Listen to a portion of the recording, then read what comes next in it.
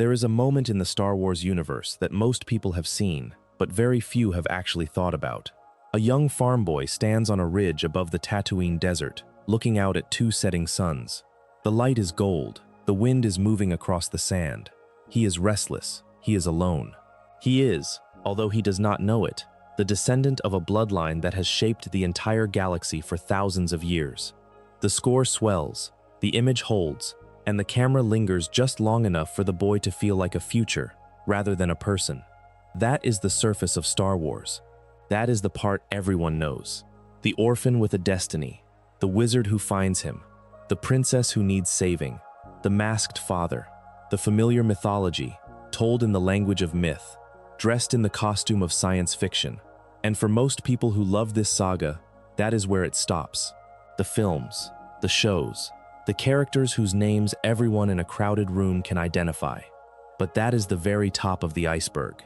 Beneath that bright golden surface is a galaxy that goes down further than almost anyone realizes. Not just more characters, not just more planets, entire layers of history, entire orders of beings, forces older than the Jedi, older than the Sith, older than the Republic itself. A cosmology so deep that, by most accounts, George Lucas himself once suggested the Force has dimensions the audience has barely glimpsed. And the further down you go, the stranger and quieter it becomes, until you reach things that the films will never explain, that the shows only hint at, that the novels and comics whisper about in fragments, and that the most devoted fans have spent decades trying to piece together. This is a journey down through those layers, from the things you know, to the things you have heard of, to the things you have not, all the way down to the cold, dark water at the very bottom, where the oldest secrets of the galaxy quietly drift. Welcome to Twin Suns. Get comfortable. This one goes deep. If you are listening to this as a way to fall asleep, that is completely all right. The voice will keep going. The galaxy will keep unfolding. You do not need to be awake for any of this to keep working on you. Let us begin. The top of the iceberg is bright. It is the part that lives above the waterline, the part that catches the light, the part that every casual viewer can name without thinking. The Skywalker family, the lightsabers, the Death Star, the Empire, the Rebellion, Tatooine and its twin suns, the Millennium Falcon making its famously impossible run, Jedi and Sith, light and dark, good and evil, dressed in white robes and black helmets, fighting across a galaxy of stars. This is the layer most of the world sees, and it deserves to be acknowledged for what it is before we go any further. Because what looks like a simple space adventure is actually one of the most precisely engineered modern myths in history. The first film, released in May of 1977, was assembled by George Lucas from a deliberate study of mythology. He had read Joseph Campbell. He had studied the hero's journey. He had looked at the structure of Akira Kurosawa's samurai films, at Flash Gordon serials, at the westerns of John Ford, at the air combat of World War II newsreels.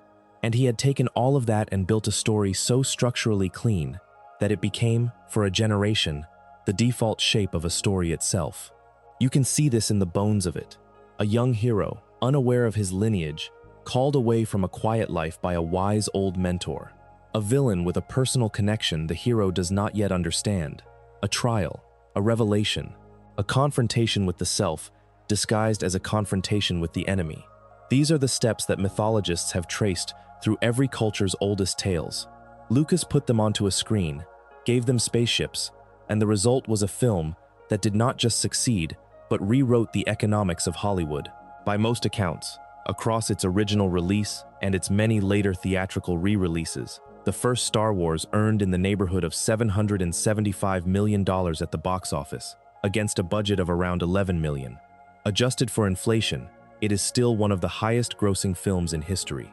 But the part of the iceberg that lives above the surface is not just the films.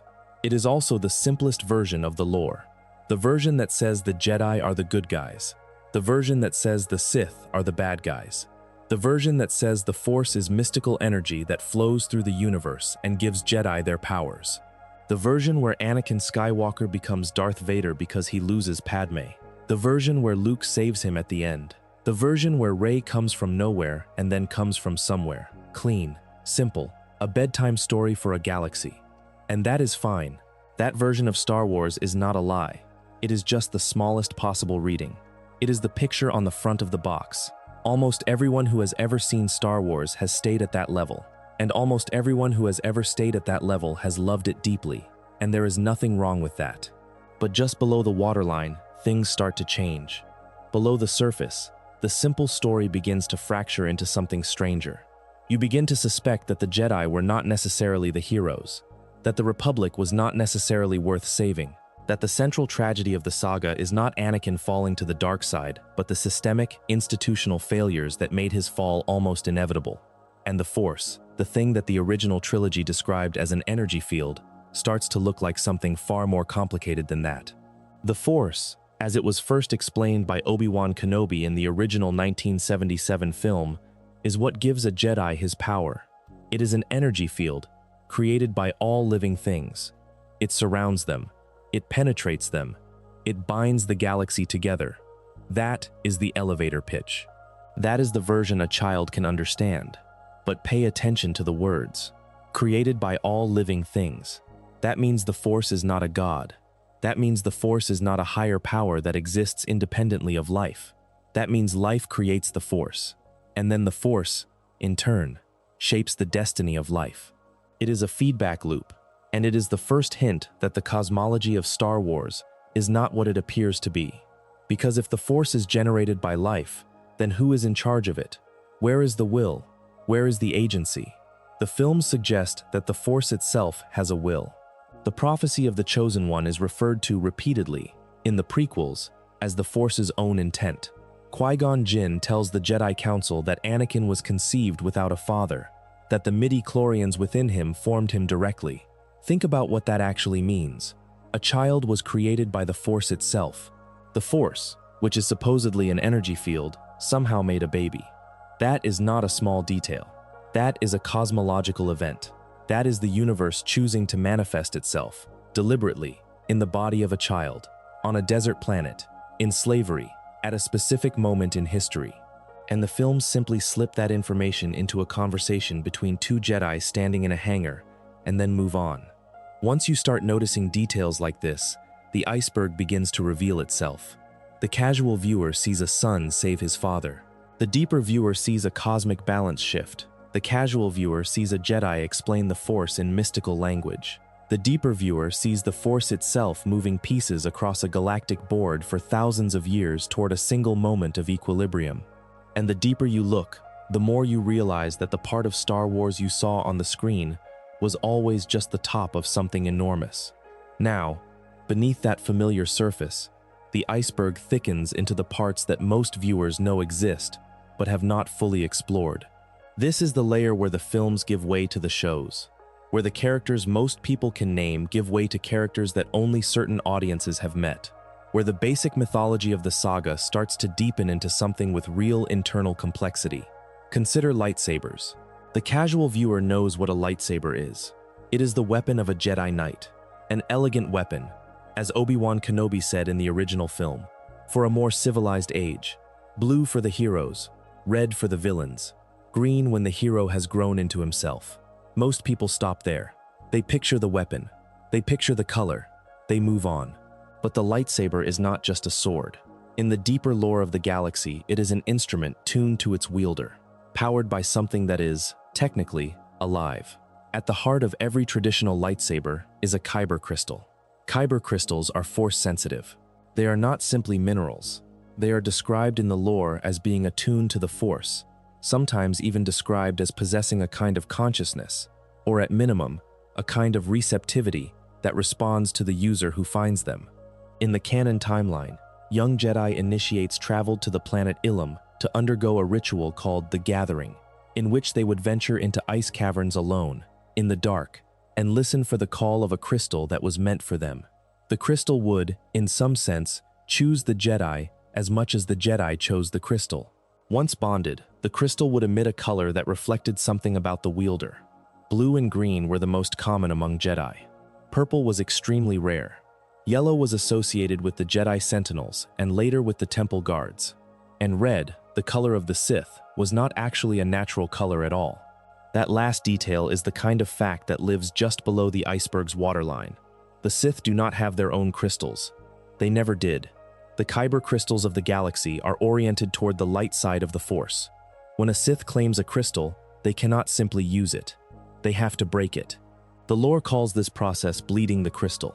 The Sith pours dark side energy into the crystal until it screams, until its natural alignment is overwhelmed, until the crystal cracks under the pressure and turns red. That red color is not aesthetic. It is the visible wound of a living thing being tortured. Think about what that actually means. Every red blade you have ever seen in Star Wars, from Darth Vader's to Darth Maul's, to the Inquisitor's spinning rings, to Kylo Ren's crackling crossguard, every single one of them is a piece of the Force in pain. The Sith's signature weapon is a captive, a prisoner. And in some stories, when a fallen Jedi turns back to the light and reclaims a red crystal, the crystal can be healed. The color clears. It returns to something nearer its original state, often a brilliant white. Ahsoka Tano's white blades, in the lore, are the result of her taking red crystals from a fallen Inquisitor and purifying them. The show is not being subtle about what it is doing here. It is telling you that the weapon of a villain is a hostage, that the entire visual vocabulary of red versus blue is, at its root, a story about cruelty versus kinship, about something taken by force versus something offered freely. Once you see that, you cannot unsee it. Every duel in Star Wars looks slightly different. The villain is fighting with a weapon that is not really theirs. The hero is fighting with one that is. And the deeper you go, the stranger Kyber gets. Kyber crystals can grow to enormous sizes. The hyperspace tracking system at the heart of the first Death Star was, in canon, built around an array of enormous Kyber crystals harvested from the planet Jedha.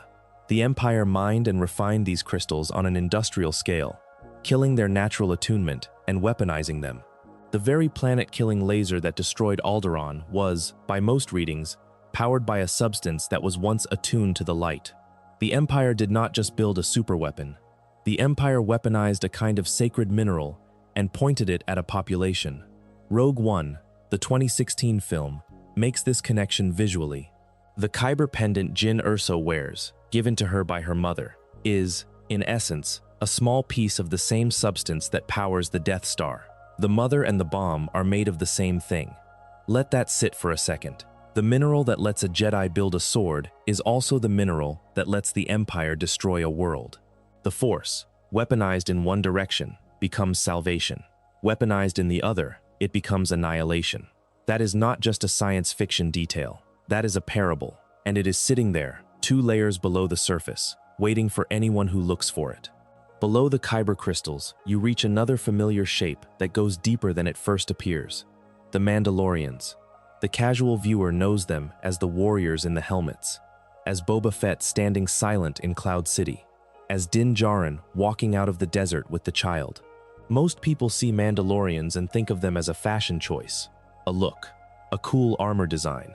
But Mandalorian culture, in the deeper lore, is one of the most fully developed civilizations in the entire galaxy. Mandalore the planet has a history that stretches back thousands of years before the Empire. In the older expanded universe accounts, the original Mandalorians were the Tong, a species of warriors who took the name Mandalorian from their first leader, Mandalore I. Over centuries, by these accounts, the Tong Mandalorians intermixed with other species, and the term Mandalorian became cultural rather than biological. Anyone could become a Mandalorian. The creed mattered. The blood did not. Even in current canon, where the deep prehistory of Mandalore is less specifically detailed, that same principle holds. The clan is a vow before it is a bloodline. That creed is dense. Mandalorians traditionally fight in Beskar armor, made from a metal mined on Mandalore that can deflect blaster fire and resist lightsaber strikes. Their language, Mando'a, is its own developed tongue, with its own grammar, its own poetry, its own concepts that do not translate cleanly into basic. The phrase you hear in The Mandalorian, "This is the way," is the surface of an entire ethical system, a set of vows about how to live, how to die, how to raise foundlings, how to keep your face hidden from those outside the clan. But Mandalorian history is not just a tradition of warriors. It is a tradition of warriors who have spent millennia fighting the Jedi. The original conflicts between the Mandalorians and the Jedi Order are some of the oldest organized wars in the galaxy. There is a weapon called the Darksaber, a black-bladed lightsaber created roughly 1,000 years before the films by Tare Vizsla, the first Mandalorian ever inducted into the Jedi Order. When Tare died, the Mandalorians took the darksaber back, and it became a symbol of leadership. Whoever holds the darksaber, by tradition, holds Mandalore. To take it cleanly, you must defeat its previous wielder in combat. This is why the politics of Mandalore in the recent shows are so tangled. Bo-Katan Kryze cannot simply be given the darksaber. The way demands she win it. The tradition is older than every government she has lived under. And below that, even deeper, is a single piece of history that the casual viewer almost never knows. After Order 66 and the rise of the Empire, the Emperor turned his attention to Mandalore. He sent his forces, including Darth Vader and the Imperial military, to subjugate the planet. What followed was an event called the Night of 1,000 Tears, also called the Great Purge of Mandalore. The exact mechanics are disputed between sources, but the result is consistent. Mandalore was scorched, its cities glassed, its population scattered or killed. By the time Din Djarin's story begins, the Mandalorians the audience meets are remnants, refugees, survivors of a genocide most viewers never even saw. Think about that for a moment. The cool helmet aesthetic that draws people in, the chrome armor and the silent warrior and the cloaked figure with a jetpack is, in the actual lore, the visual signature of a population that has been ethnically cleansed from its home planet. Every Mandalorian we meet in The Mandalorian, in the Book of Boba Fett, in The Bad Batch, is, in some way, a survivor of an attempted erasure. The show does not always say this out loud, but it is the gravitational center of the entire era. The Mandalorian stoicism is not just a personality trait, it is a scar. And once you see that, the relationship between Din Djarin and Grogu reads differently too. The lone survivor of one purge raising the lone survivor of another. A genocide of warriors raising a genocide of Jedi. The show never spells out that parallel, because it does not need to. The lore is built carefully enough that the listener can feel it without being told. That is the layer just below the waterline. Familiar, but with hidden depth. The shape recognizable. The history, when you look at it, much heavier than the shape suggests. If the descent so far is worth your attention, a quiet subscription helps the channel keep making these. The further down we go, the stranger this iceberg gets, and we are only just beginning to leave the part where light still reaches. Below the Mandalorians, the iceberg darkens into the world of the Inquisitors and the hidden order beneath the Empire. This is the part of Star Wars that the film suggested but never quite explored. The implication, planted at the end of Revenge of the Sith and confirmed in the original trilogy, was that after Order 66, almost every Jedi in the galaxy had been killed. The few who survived, like Obi-Wan and Yoda, had gone into hiding. The Jedi as an institution was over. But the deeper lore answers a question the films do not raise. What about the Jedi who did not die in the initial purge? What about the ones who escaped? Order 66 was given to the clone troopers and triggered the immediate execution of Jedi commanders. But there were thousands of Jedi in the galaxy. Younglings, Padawans, knights stationed on remote worlds, masters who happened to be off the front lines. Some of them died, some of them ran, and some of them were captured. The Inquisitors are what the captured Jedi become. They are the Empire's project to take Force users who have been broken, traumatized, or coerced, and turn them into hunters of the survivors. This is a horror premise hiding inside a science fantasy story. The Empire is not just killing Jedi. The Empire is turning Jedi into the instrument of killing more Jedi. Each Inquisitor was, at some earlier point in their life, a child in a temple, a student, a believer, someone who said the same Jedi code that Yoda said, and then someone made them do something they could not undo, or hurt them in a way they could not heal, and that wound became the weapon. The Inquisitors first showed up on screen in Star Wars Rebels, the animated series that aired from 2014 through 2018. The Grand Inquisitor, voiced by Jason Isaacs, was the leader of the program. He carried a double-bladed lightsaber that could rotate into a spinning ring, a weapon design that almost no other Force user used because it was extremely dangerous to wield. The lore explanation for the spinning blade is, in part, intimidation.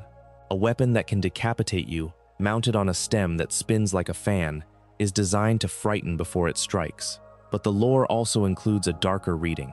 The spinning ring forces the user into a different combat style, more aggressive, more chaotic. It makes the wielder less like a Jedi and more like a machine.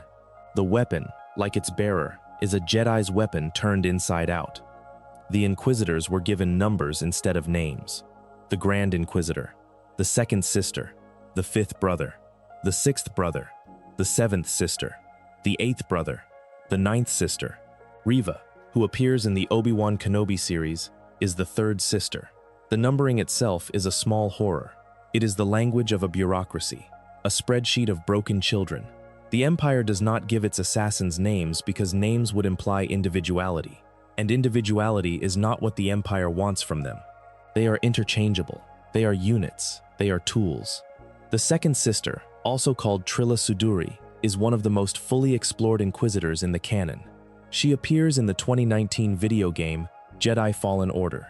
Her backstory is, frankly, one of the cruelest things in modern Star Wars. She was a Padawan during the Clone Wars. After Order 66, she went into hiding with her master, Sera Junda. The two were captured by Imperial forces. Trilla was tortured. Sera, while being tortured herself, broke. She gave up Trilla's location. Trilla was taken. And then the Empire made Trilla a weapon by telling her, over and over, that her master had betrayed her. By the time Sera finds Trilla again, years later, the Padawan she abandoned is a black-clad killer who only knows that the person she loved most failed her at the worst moment possible. That is not a side villain origin. That is a tragedy with no innocent parties. Sera did break. She did betray Trilla. The torture was real. The trauma was real. And the Empire's genius, the dark cleverness of the Inquisitor program, is that it does not need to invent its agents from nothing. It just needs to find the wound and pour itself into it. This is the pattern of the Inquisitors across the canon. Reva, in Obi-Wan Kenobi, was a youngling in the Jedi Temple during Order 66. She survived the massacre by hiding among the bodies. She remembers Anakin Skywalker walking through the halls killing children. Her entire arc as an Inquisitor is a long, undercover infiltration of the Empire, trying to get close enough to Vader to kill him for what he did to her friends. When she finally tries, she fails, because nobody in the galaxy is close enough to kill Vader. The thing that made her an Inquisitor was the thing she wanted to revenge herself on. The Empire took her grief and used it as fuel for years, and she did not even know. Think about what that means for the show's larger picture. The Inquisitors are the Empire's confession that the Sith are not unique. That darkness does not require a special bloodline. That any person, given enough pain and enough manipulation, can be turned into a weapon. The Sith rule of two, which restricts the Sith to a master and an apprentice, is a personal mentorship of corruption. The Inquisitors are mass production, the same corruption scaled up, the same wound repeated. And there is a horrible quiet detail that the lore leaves sitting there for anyone paying attention. The Inquisitors answer to Darth Vader. Vader oversees the Inquisitor program. The same man who, as Anakin Skywalker, walked into the Jedi Temple and killed the younglings during Order 66, is now in charge of the surviving children he traumatized. He is, in some literal sense, the parent of the people his crimes created.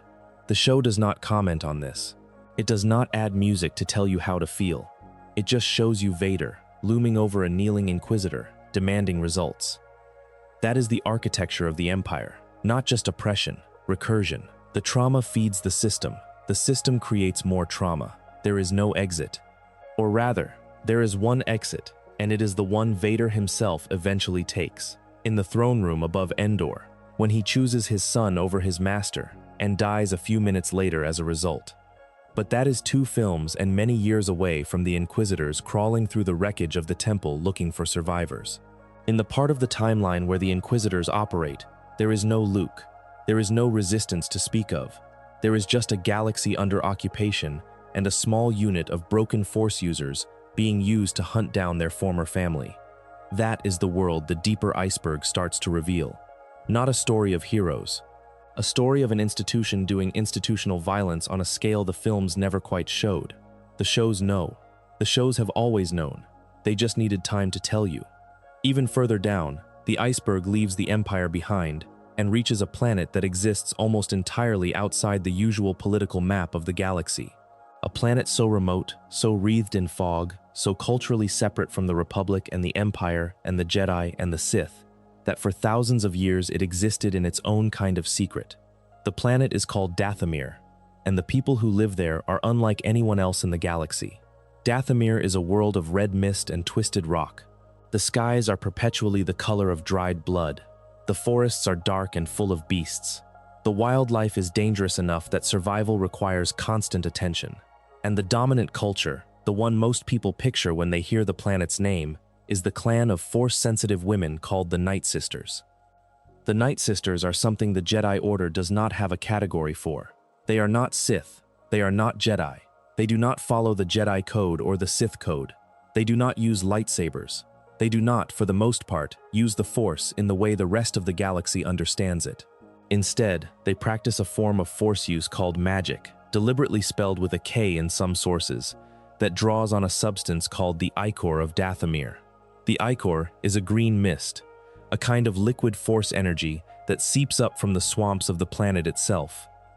Think about what that implies. The Nightsisters' magic is not in them, it is in the land. The planet is the source. The witches are conduits. This is a totally different cosmology from the one the Jedi Order operates inside. In Jedi theology, the Force comes from all living things. In Nightsister theology, the Force comes from this specific place. The Nightsisters are not separating themselves from the land. The land is part of them. Most of their power, by the accounts the shows give, weakens when they leave home. The Nightsisters use this magic for everything.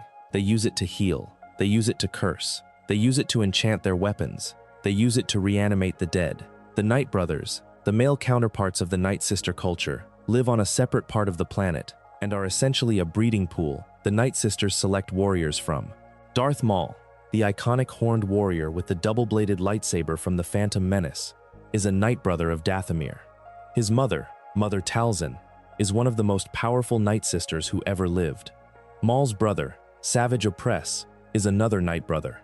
The show The Clone Wars gradually fills in this family story, and once you see it, the Phantom Menace villain becomes something stranger and sadder than the casual viewer ever realized. Maul was taken from his mother as a child. Mother Talzin, in some versions of the lore, gave him to Darth Sidious as part of a complicated long-term plan to elevate her own family. The plan went wrong in every direction. Sidious raised Maul as his apprentice, kept him isolated, kept him devoted, kept him desperate. When Sidious found a better apprentice in Count Dooku, Maul was discarded. Maul fell, in The Phantom Menace, in 1999, cut in half by Obi-Wan Kenobi, and by every reasonable measure, he should have died. But he did not. The Clone Wars, the animated series, brought him back. Not in some narrative cheat. In a careful, lore-grounded resurrection. Maul did not die because his rage kept him alive. He fell into a junkyard on a remote planet. He survived on instinct. He went mad. He built himself spider legs out of scrap. And his brother Savage, sent by Mother Talzin, found him in that pit and brought him home. The Nightsisters took the remains of his shattered body, performed an elaborate magic ritual, and rebuilt him with mechanical legs. They restored his mind. They restored his purpose. They gave him back his name. That is a kind of magic that the Jedi do not have access to. The Jedi cannot raise the dead. The Jedi cannot rebuild a shattered Sith. The Jedi cannot reach into the body of a person who should not still be alive and re-knit them to the world. The Nightsisters can. And the show treats this not as fantasy but as a kind of biology specific to their planet. The Ichor of Dathomir is, in lore terms, a vergence of the dark side. A place where the Force is concentrated. A place where the laws of life and death are slightly thinner than they are elsewhere in the galaxy. Anything that grows in that mist is partly of the mist. The Nightsisters did not invent their magic. They were born inside it. This raises a question the show does not always answer out loud. If Dathomir is a vergence of the dark side, what is on the other side? If there is a place in the galaxy where the dark side leaks out of the planet itself, are there places where the light side does the same? The lore says yes. Lothal, the world where Star Wars Rebels begins, is itself implied to be a kind of light side vergence. The temples on it are extraordinarily old. The visions it produces are unusually clear. The presence of the Force there is so strong that it shapes the dreams of children. Tatooine, despite being a desert backwater, is repeatedly tied to powerful Force events.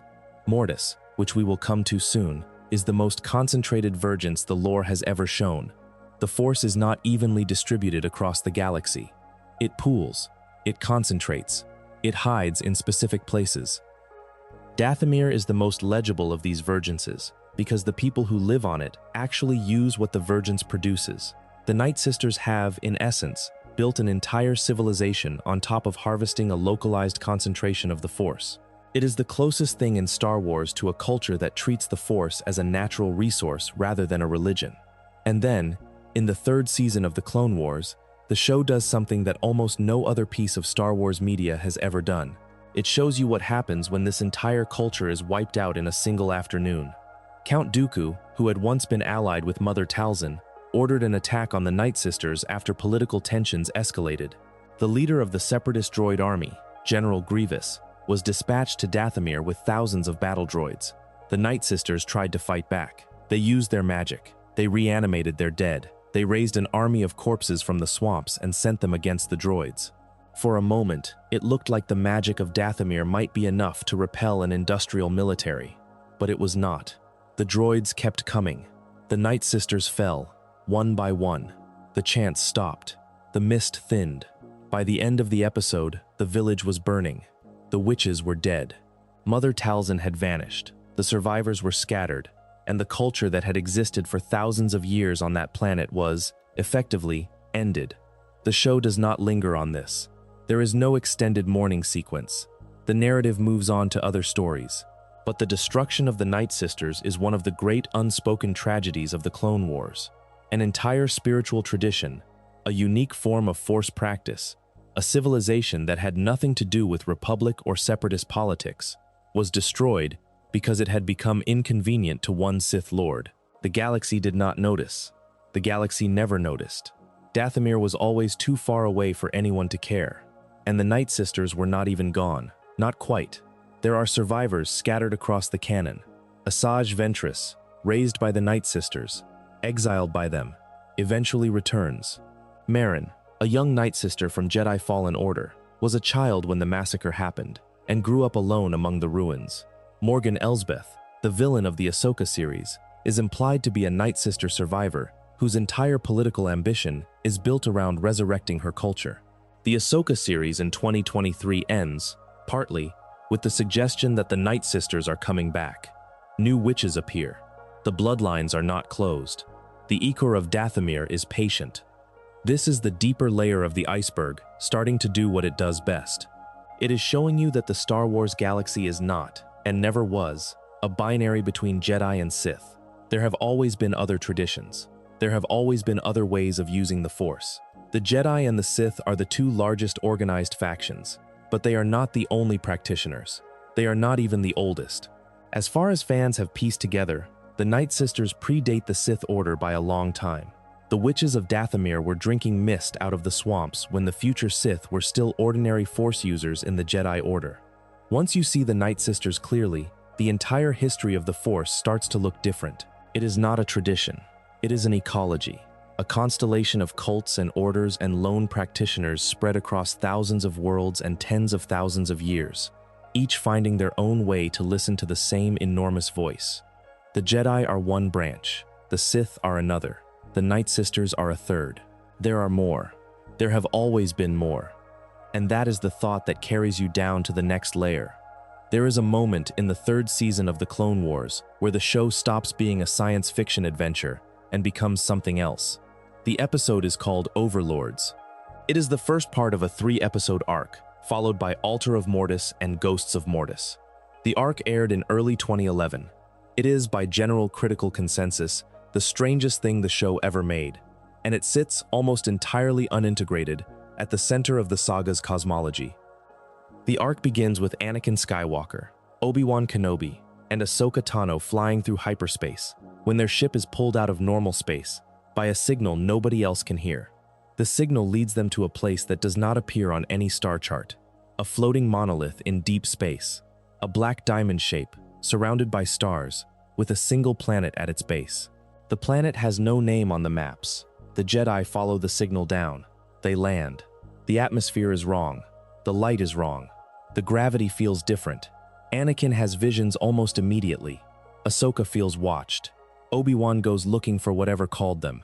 What they find is a family. There is a man, called the Father.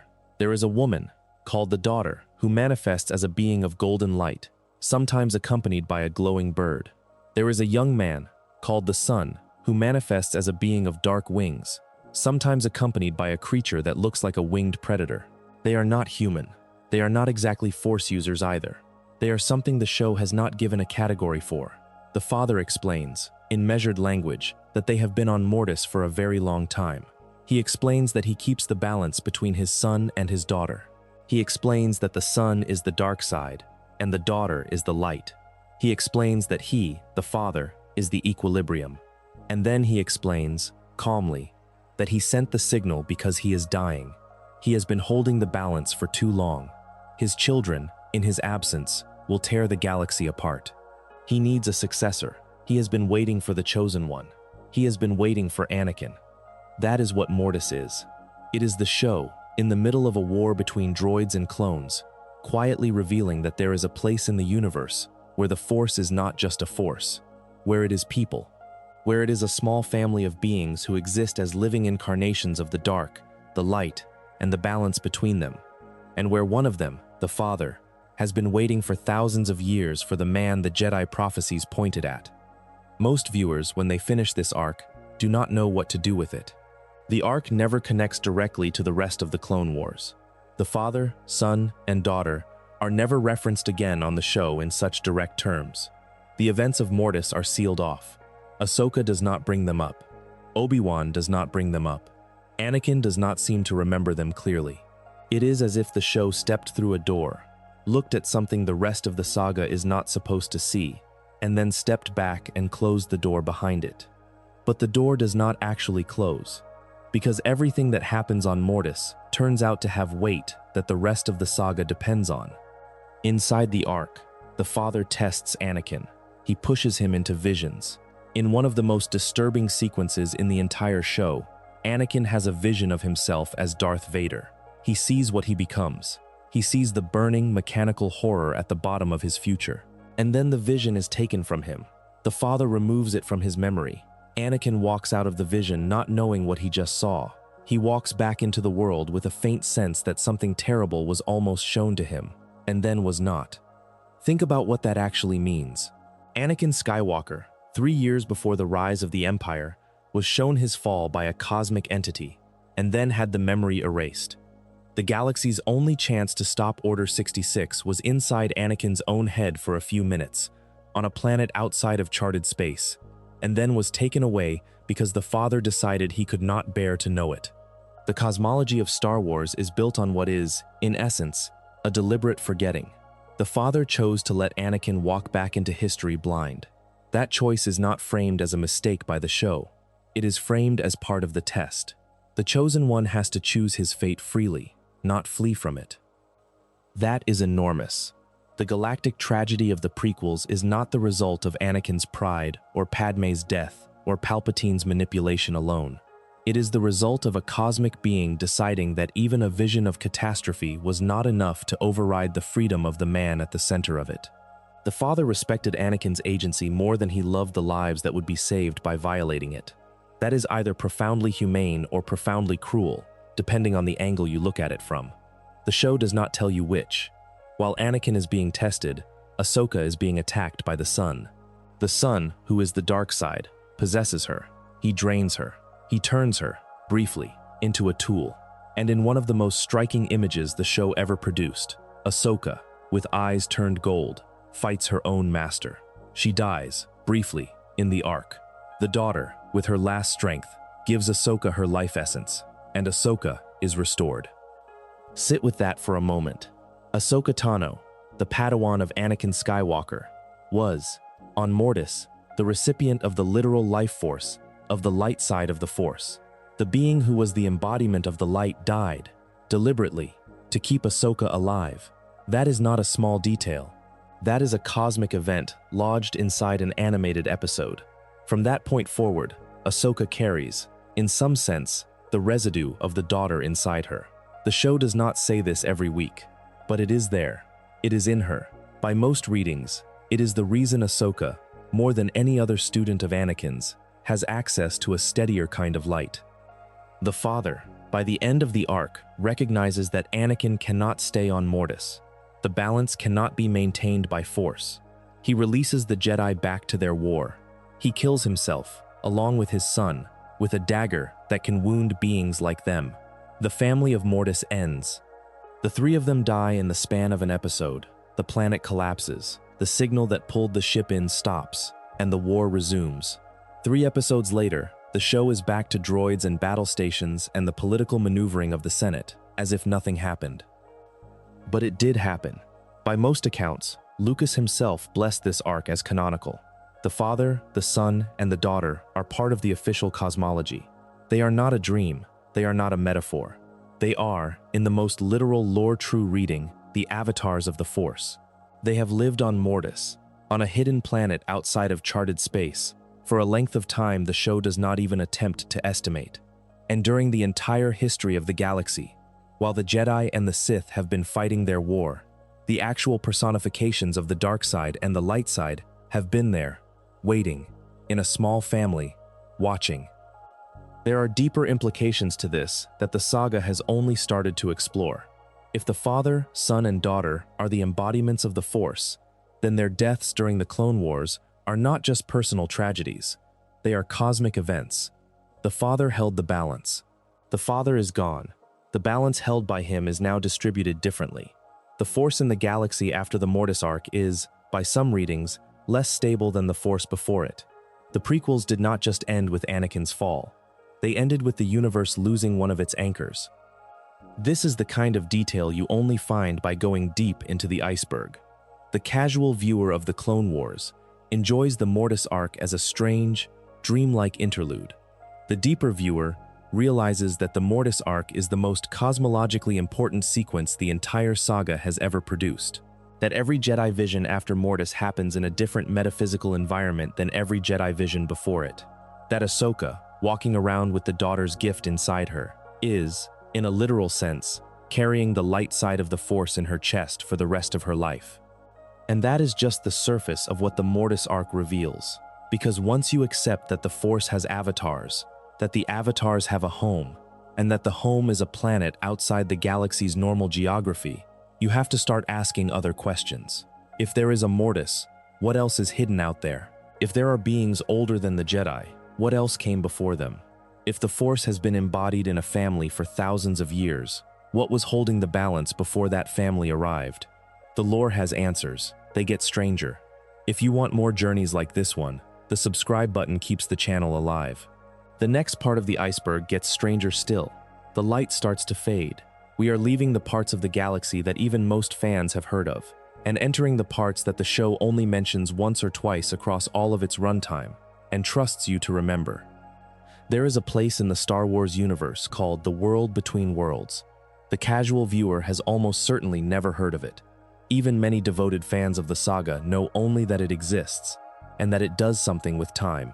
Few know the specifics. Fewer still know what it actually implies about the nature of the Force itself. The World Between Worlds appears, for the first and so far only major time, in Season 4 of Star Wars Rebels, in 2018. The episode is called A World Between Worlds. It is, like the Mortis arc that preceded it by 7 years, one of the strangest things the saga has ever produced. And like Mortis, its consequences have only barely begun to be explored. The setup is this. Ezra Bridger, the young Jedi protagonist of Rebels, has been investigating a pair of ancient Jedi temples on his home planet of Lothal. One temple is sealed, the other is empty. The murals inside them depict the Mortis gods, the Father and the Son and the Daughter, in symbols that the Jedi Order had nearly forgotten. The temples are extraordinarily old. They predate the Republic. They predate the Jedi Order in its modern form. They were built by, or carved into, a vergence so concentrated that the temples themselves are partly carved out of the substance of the Force. Ezra, guided by visions, opens a door inside the temple. He steps through, and what he steps into is not a room. It is not even a place, in any normal sense. It is a black void filled with floating, branching pathways, made of stone and light. Every pathway leads to a glowing portal. Every portal shows a scene. Some scenes are from the past. Some are from the future. Some are from moments the audience has watched on screen, in other shows and films, replayed exactly. Some are from moments the audience has not yet seen and may never see. The pathways are connected at impossible angles. The geometry, the architecture does not obey physics. It is a space that exists outside of time, or above time, or somehow alongside time. Ezra realizes, gradually, what he is in. The world between worlds is, in the show's own language, a kind of crossroads, a pathway between all moments in galactic history. Every moment of every life is, in some sense, a doorway you could step through. The voice of Yoda echoes through the space. The voices of other Jedi echo. The voice of Anakin Skywalker, before and after his fall, echoes. The space is loud with the entire history of the Force, layered on top of itself, accessible from a single platform. Sit with that for a moment. The Force, in Star Wars, is not just an energy field. It is, by the implication of this single episode, also a kind of architecture of time. A library, a multi-dimensional gallery, a place where every moment can be entered, if you know how to get there. What Ezra does inside the world between worlds is what makes the episode controversial among lore fans. He sees a portal. The portal shows a scene the audience knows well. Ahsoka Tano, in Season 2 of Rebels, in a final duel with Darth Vader at the Sith Temple on Malachor. In the scene as the audience originally watched it, Ahsoka stays behind. She walks back into the collapsing temple. The audience is led to believe she dies, but she does not. From the world between worlds, Ezra reaches into the portal and pulls Ahsoka out, an instant before she would have been struck. He saves her life.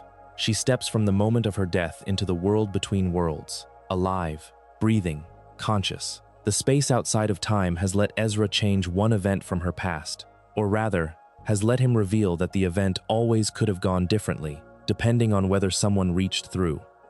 This is not time travel in the way most science fiction handles it. The episode is careful. It does not allow Ezra to save just anyone. He cannot reach into a portal and pull his murdered parents out. He cannot save Kanan, his master, who died in the previous episode. The voice of the Force, through Yoda and Ahsoka herself, tells him that some moments are fixed. They cannot be changed. Ahsoka could be saved because, in some sense, the Force allowed it. Kanan cannot be saved because his death was the kind of necessary loss that the universe required. Why? The show does not fully explain, but the implication is enormous. The Force has a structure. Inside that structure, there are events that can be moved and events that cannot. Free will exists, but it operates inside a frame. The galaxy is not a closed clockwork. It is also not a free improvisation. It is something in between.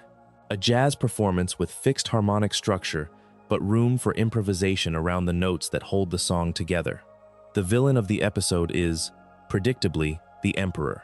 Palpatine, on his throne in his own private chamber, has been trying to access the world between worlds for years. He sees Ezra in the doorway. He tries to reach through. He nearly succeeds. The implication, never quite stated but always present, is that the Emperor's entire long game, his decades of political manipulation, his manufacturing of the Clone Wars, his elimination of the Jedi Order, may have had a deeper purpose. He was not just after political power. He was after the keys to time itself. He wanted to step into the world between worlds and rewrite history, to become not just an emperor of a galaxy, but an editor of its past. He fails. Ezra closes the portal. The Sith Lord does not get his way. The world between worlds is sealed again, at least temporarily. Lothal is freed. The series ends with Ezra disappearing, with the giant space whales called Purrgil, into deep space, leaving the world between worlds and the temple behind him. But that is not the end. The Ahsoka series, in 2023, picks up the threads of this episode. Ahsoka herself, having walked through the world between worlds in the past, is changed by the experience. She has access to memory in a way other Jedi do not. She has, in some sense, lived multiple versions of her own life. The villain of the Ahsoka series, Morgan Elsbeth, is searching for Ezra and for Grand Admiral Thrawn in the regions of space the show calls the Unknown Reaches, and the Nightsister threads from Dathomir come back, and the world between worlds remains the silent center around which all of these stories are arranged. The deeper implication, the one the saga has not fully addressed but is clearly building toward, is that the Force is bigger than even the Mortis arc suggested. Mortis showed that the Force has avatars. The world between worlds shows that the Force has a topology, a geometry, a traversable inner structure that exists outside of normal space and time. The Jedi, who used to be a mystical order with a code, are revealed to be the inheritors of a tradition that, at its deepest level, contains genuinely incomprehensible spatial physics. They have access, in principle, to a backstage of reality. They have mostly forgotten how to use it, but it is still there. Let that sit. The Force is not just an energy. It is not just a religion. It is a place you can walk into, if you find the right door. The casual viewer of Rebels enjoyed A World Between Worlds as a clever way to bring Ahsoka back. The deeper viewer realizes that the episode rewrote what the Force is, quietly, in a single Saturday morning cartoon, without fanfare, without explanation. Just a young Jedi stepping through a door and the entire metaphysics of the saga expanding behind him. Below the world between worlds, the iceberg starts to thin. The light from the surface is almost gone. We are moving into the deep water now, and the next things that appear in the dark are stranger than the Jedi. Stranger than the Sith, stranger even than the Mortis gods. They are older, they have less form. They are, in some sense, the things that the Force itself was trying to become. There is a being in Star Wars called the Bendu. The casual viewer almost certainly does not know who the Bendu is. The Bendu appears in Season 3 of Star Wars Rebels, in the 2016 episode Steps into Shadow, and returns in later Season 3 appearances such as Visions and Voices, and is voiced by Tom Baker, the actor most famous for playing the Fourth Doctor in Doctor Who. The Bendu is enormous. He is the size of a small mountain. He is shaped roughly like a man made of rock, moss, and ancient vegetation. He sleeps for thousands of years at a time. When he wakes, he speaks in slow, patient sentences about things the Jedi do not want to hear. The Bendu describes himself, in his first scene, as the one in the middle. He explains that the Jedi are the ones who only look at the light side. The Sith are the ones who only look at the dark side. The Bendu is something else. He is balance, but not in the way the father of Mortis was balance. The father was equilibrium maintained between opposite poles. The Bendu is something prior to that opposition. The Bendu is the state of the Force before anyone divided it into light and dark. Think about what that implies.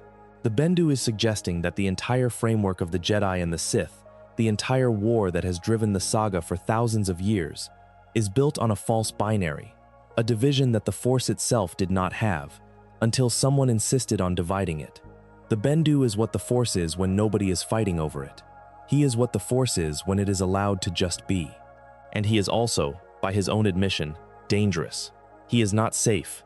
He is not kind. He is not on the side of the rebels or the Empire. He has his own logic, his own slow, ancient, geological logic. When Kanan Jarrus, the blind Jedi of the Rebels series, comes to him asking for help, the Bendu does not just help. He tests, he examines, he decides. He is not a creature of obligation. He is a creature of attention. The Bendu is one of the most explicit confessions Star Wars has ever made about the structure of its own metaphysics. The Jedi were not the original interpretation of the Force. They were one possible interpretation.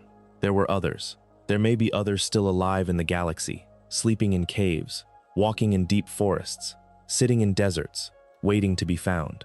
The Bendu is the show's way of pointing at the gap between the Jedi code and the actual Force. The code is a religion. The Force is not. What is the Force, then, in the Bendu's reading? It is something with center as well as edges, something with weight as well as direction, something that does not need to be split in order to be used. The Jedi, by treating the dark side as forbidden, may have created a wound in their own relationship with the Force. The Sith, by treating the dark side as supreme, may have created a different wound. The Bendu sits in a cave and listens to the wind. He does not pick a side because there is, in his old eyes, no side to pick. Late in his arc on Rebels, the Bendu is attacked by the Empire. Grand Admiral Thrawn, sensing him on the planet Atollon, orders his forces to bombard him from orbit. The Bendu becomes, briefly, terrifying. He turns into a storm of red lightning and rage. He destroys Imperial walkers. He throws lightning at TIE fighters. He kills Imperial troops. And in his rage, he turns, briefly, into the very thing he insists he is not. He becomes red. He becomes dark. He becomes a being of pure fury. And then, just as suddenly, he is gone. The Empire pulls back. The Bendu collapses into pieces of stone and disappears. The implication is not that he was killed. The implication is that he withdrew. He returned to whatever sleep he came from. The casual viewer might see this as a defeat.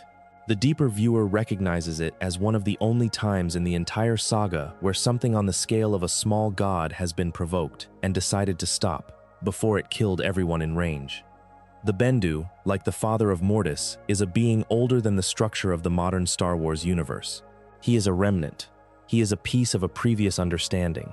He is the Force, speaking through a vehicle that does not care about the Empire or the Republic, because the Empire and the Republic are both, from his point of view, transient.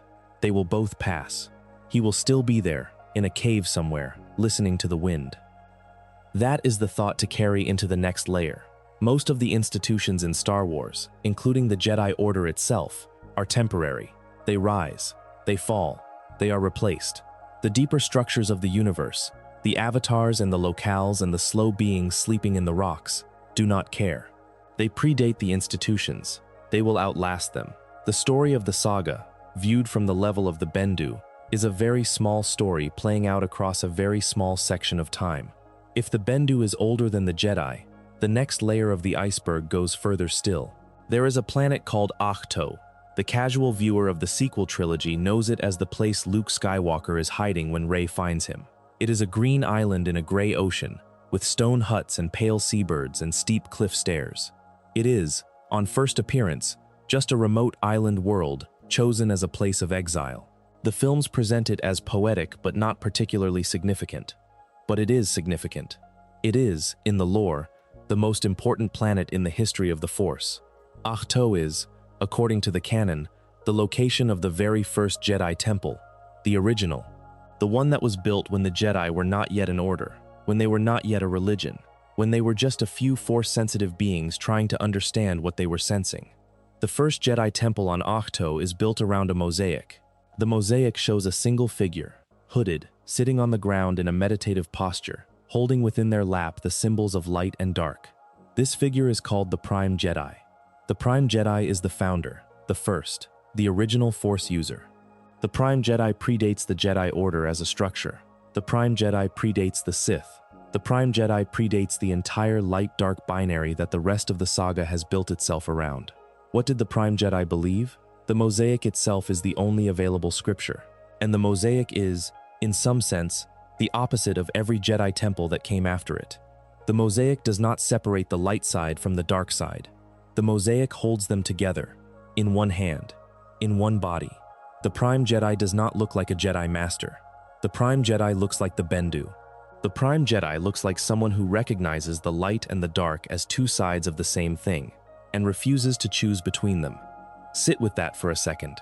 The original interpretation of the Force, by the very first Force user, was not the Jedi Code. It was not the Sith Code. It was something quieter, something older, something that the modern Jedi Order, in its evolution toward formal religious structure, eventually forgot. The Jedi spent thousands of years convincing themselves that the dark side was an aberration, a corruption, a thing to be cast out. The Prime Jedi, sitting at the bottom of the iceberg, holding both sides in one image, would not have agreed. Luke Skywalker, when Rey finds him on Ahch-To, has spent years sitting in the temple with this mosaic. He has read the ancient books in the tree. He has, by the time Rey arrives, lost faith in the Jedi Order. He says in The Last Jedi that the legacy of the Jedi is failure, that at the height of their power they allowed Darth Sidious to rise and create the Empire, that if you go back through the lore, the Jedi were not the heroes the galaxy thinks they were custodians who failed.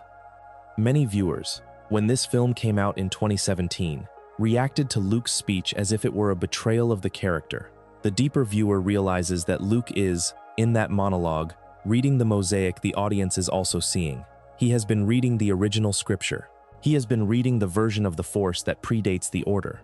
He has come to the same conclusion the Prime Jedi reached at the beginning, that the Jedi Order's relationship with the Force was based on a misunderstanding, that the dark side cannot be exiled, that the light side cannot be unilaterally chosen, that the Force was always one thing pretending to be two. The Prime Jedi is connected to another deep lore element, the wills. The casual viewer has never heard the word wills, almost certainly, unless they have read the credits of a Star Wars film and noticed something strange. The original 1977 film, in its credits, lists itself as being based on the Journal of the Wills. This is a real piece of credit text on a real Hollywood film, and almost no one knows what it means. The Journal of the Wills was a concept George Lucas had from the earliest drafts of Star Wars. In the original conception, the Wills were a kind of ancient cosmic order, the keepers of the history of the galaxy, the librarians of the Force. The frame, in early drafts, was that the entire Star Wars story was being recorded by the Wills and read back, like a scripture, by an unseen narrator. This framing did not survive into the final film, but it never quite went away. In Rogue One, the 2016 film, the Wills come back, sideways. The character of Chirrut Imwe, the blind warrior monk on Jedha, is identified as a guardian of the Wills. His order is dedicated to the protection of the Kyber temples and the maintenance of the spiritual traditions of the planet. The Wills, in this telling, are not a species. They are a body of knowledge, a scripture, a set of practices passed down from the deep past. But in some lore, the Wills are also a species, or a kind of being, or a kind of presence. In one of the most obscure pieces of the official mythology, the term Wills is used to refer to microscopic entities, even smaller than midi-chlorians, that exist throughout the universe and are described as the original conscious agents of the Force. The midi-chlorians in this layered cosmology are the intermediaries. The Wills, in this account, are the deeper, smaller, older minds that exist behind the midi-chlorians and that the midi-chlorians serve. Think about what that implies. The Force, in the deepest reading the lore provides, is not just an energy field. It is not just a presence with avatars and a topology. It is also, somehow, made of countless tiny conscious minds that exist at a scale below visibility. The Force has, in this reading, a microbiology. The Force is, in some sense, a colony organism, a planet-sized intelligence built out of trillions of small intelligences, each of them aware, each of them speaking, each of them part of the chorus the Jedi sometimes manage to hear as a single voice. This is not stated in the films. It is barely stated anywhere. It exists in the deep notes of George Lucas, in the early drafts, in the development materials that survived the various continuity reshufflings. It is, by every account fans have pieced together, somewhere in the actual hidden bedrock of the saga's cosmology. The galaxy is not just inhabited. The galaxy is, at every level, conscious. The very air the characters breathe contains microscopic minds. The very ground they walk on hums with the Wills. If you accept that, then the Force is not a force at all. The Force is a conversation, a massive, eternal, multi-dimensional conversation between an unfathomable number of speakers, of every size, from the Wills at the smallest end to the Mortis gods at the largest end, all of them in some sense talking to each other, and to themselves, all the time. The Jedi who learn to feel the Force are not learning to feel an energy. They are learning, slowly, painfully, to overhear the conversation, to pick up a few words of it, to not be deafened by it. The Prime Jedi, sitting in the mosaic on Ahch-To, is depicted in meditation. Eyes closed, body still, hands holding both sides of the binary. The original Force user, in the original temple, was someone who had stopped trying to speak and had finally figured out how to listen. The entire Jedi Order, in its later thousands of years of practice, was a long, slow, increasingly institutional attempt to teach more people how to listen, and a long, slow, increasingly institutional failure to remember that listening is what the practice was always for. And below the Wills, even deeper than the Wills, the lore points at something almost no one in the audience has ever named: the Force Priestesses. In the final season of the Clone Wars, in the episode arc that aired in 2014, there is a sequence where Yoda travels to a hidden planet to learn how to retain his consciousness after death. The planet is unnamed. The beings he meets there are luminous, multi-headed, female in voice, and clearly Force entities of an order beyond the Mortis gods. They call themselves the Force priestesses, sometimes the Five Priestesses, and they speak with the cadence of beings who have outlived every civilization in the galaxy. The Force priestesses teach Yoda the technique that allows him, and Obi-Wan, and Anakin, to retain consciousness after death and appear as the blue Force ghosts of the original trilogy. Without these priestesses, that ability does not exist. Without that ability, the entire ending of Return of the Jedi, with the ghosts of Obi-Wan, Yoda, and Anakin standing together by the celebration fire, is impossible. The cosmology of the Force, at every level the audience has ever loved, depends on a hidden order of beings on an unnamed planet, whose existence the audience saw on screen for less than 30 minutes total. The priestesses do not appear before that arc. They do not appear after it. They are, in the official canon, a single confirmed group of beings, sitting on a single confirmed planet, holding a single confirmed technique, and the rest of the saga has never gone back to them. They are, in the most literal sense, a footnote in the encyclopedia of the Force, and they are also the reason the entire afterlife system of Star Wars works at all. That is the layer where the iceberg starts to feel cold. The deeper structures of the Force are not just unknown. They are, in some sense, deliberately hidden. The priestesses do not come out to meet Jedi. They wait. They watch. They appear to one Jedi, in one lifetime, when they choose. They taught Yoda. They might never teach anyone else. The technique they shared is, by their own description, a gift, not a birthright. That choice, by them, has shaped everything. The Jedi Order existed for thousands of years before that arc, and almost none of its members retained consciousness after death. The priestesses watched the entire history of the Order pass without intervening. And then, just before the Order's fall, they let Yoda in. Why him? Why then? The show does not say. The priestesses do not explain. They speak in riddles. They smile. They go back into their luminous fog. Some of the most enormous mysteries in the saga are, ultimately, sitting on a planet outside of charted space, in the bodies of beings the audience has barely been told exist, who chose, for reasons of their own, to step in once, briefly, and then go quiet again. That is what the deeper Force is. That is what is sleeping at the bottom of the iceberg.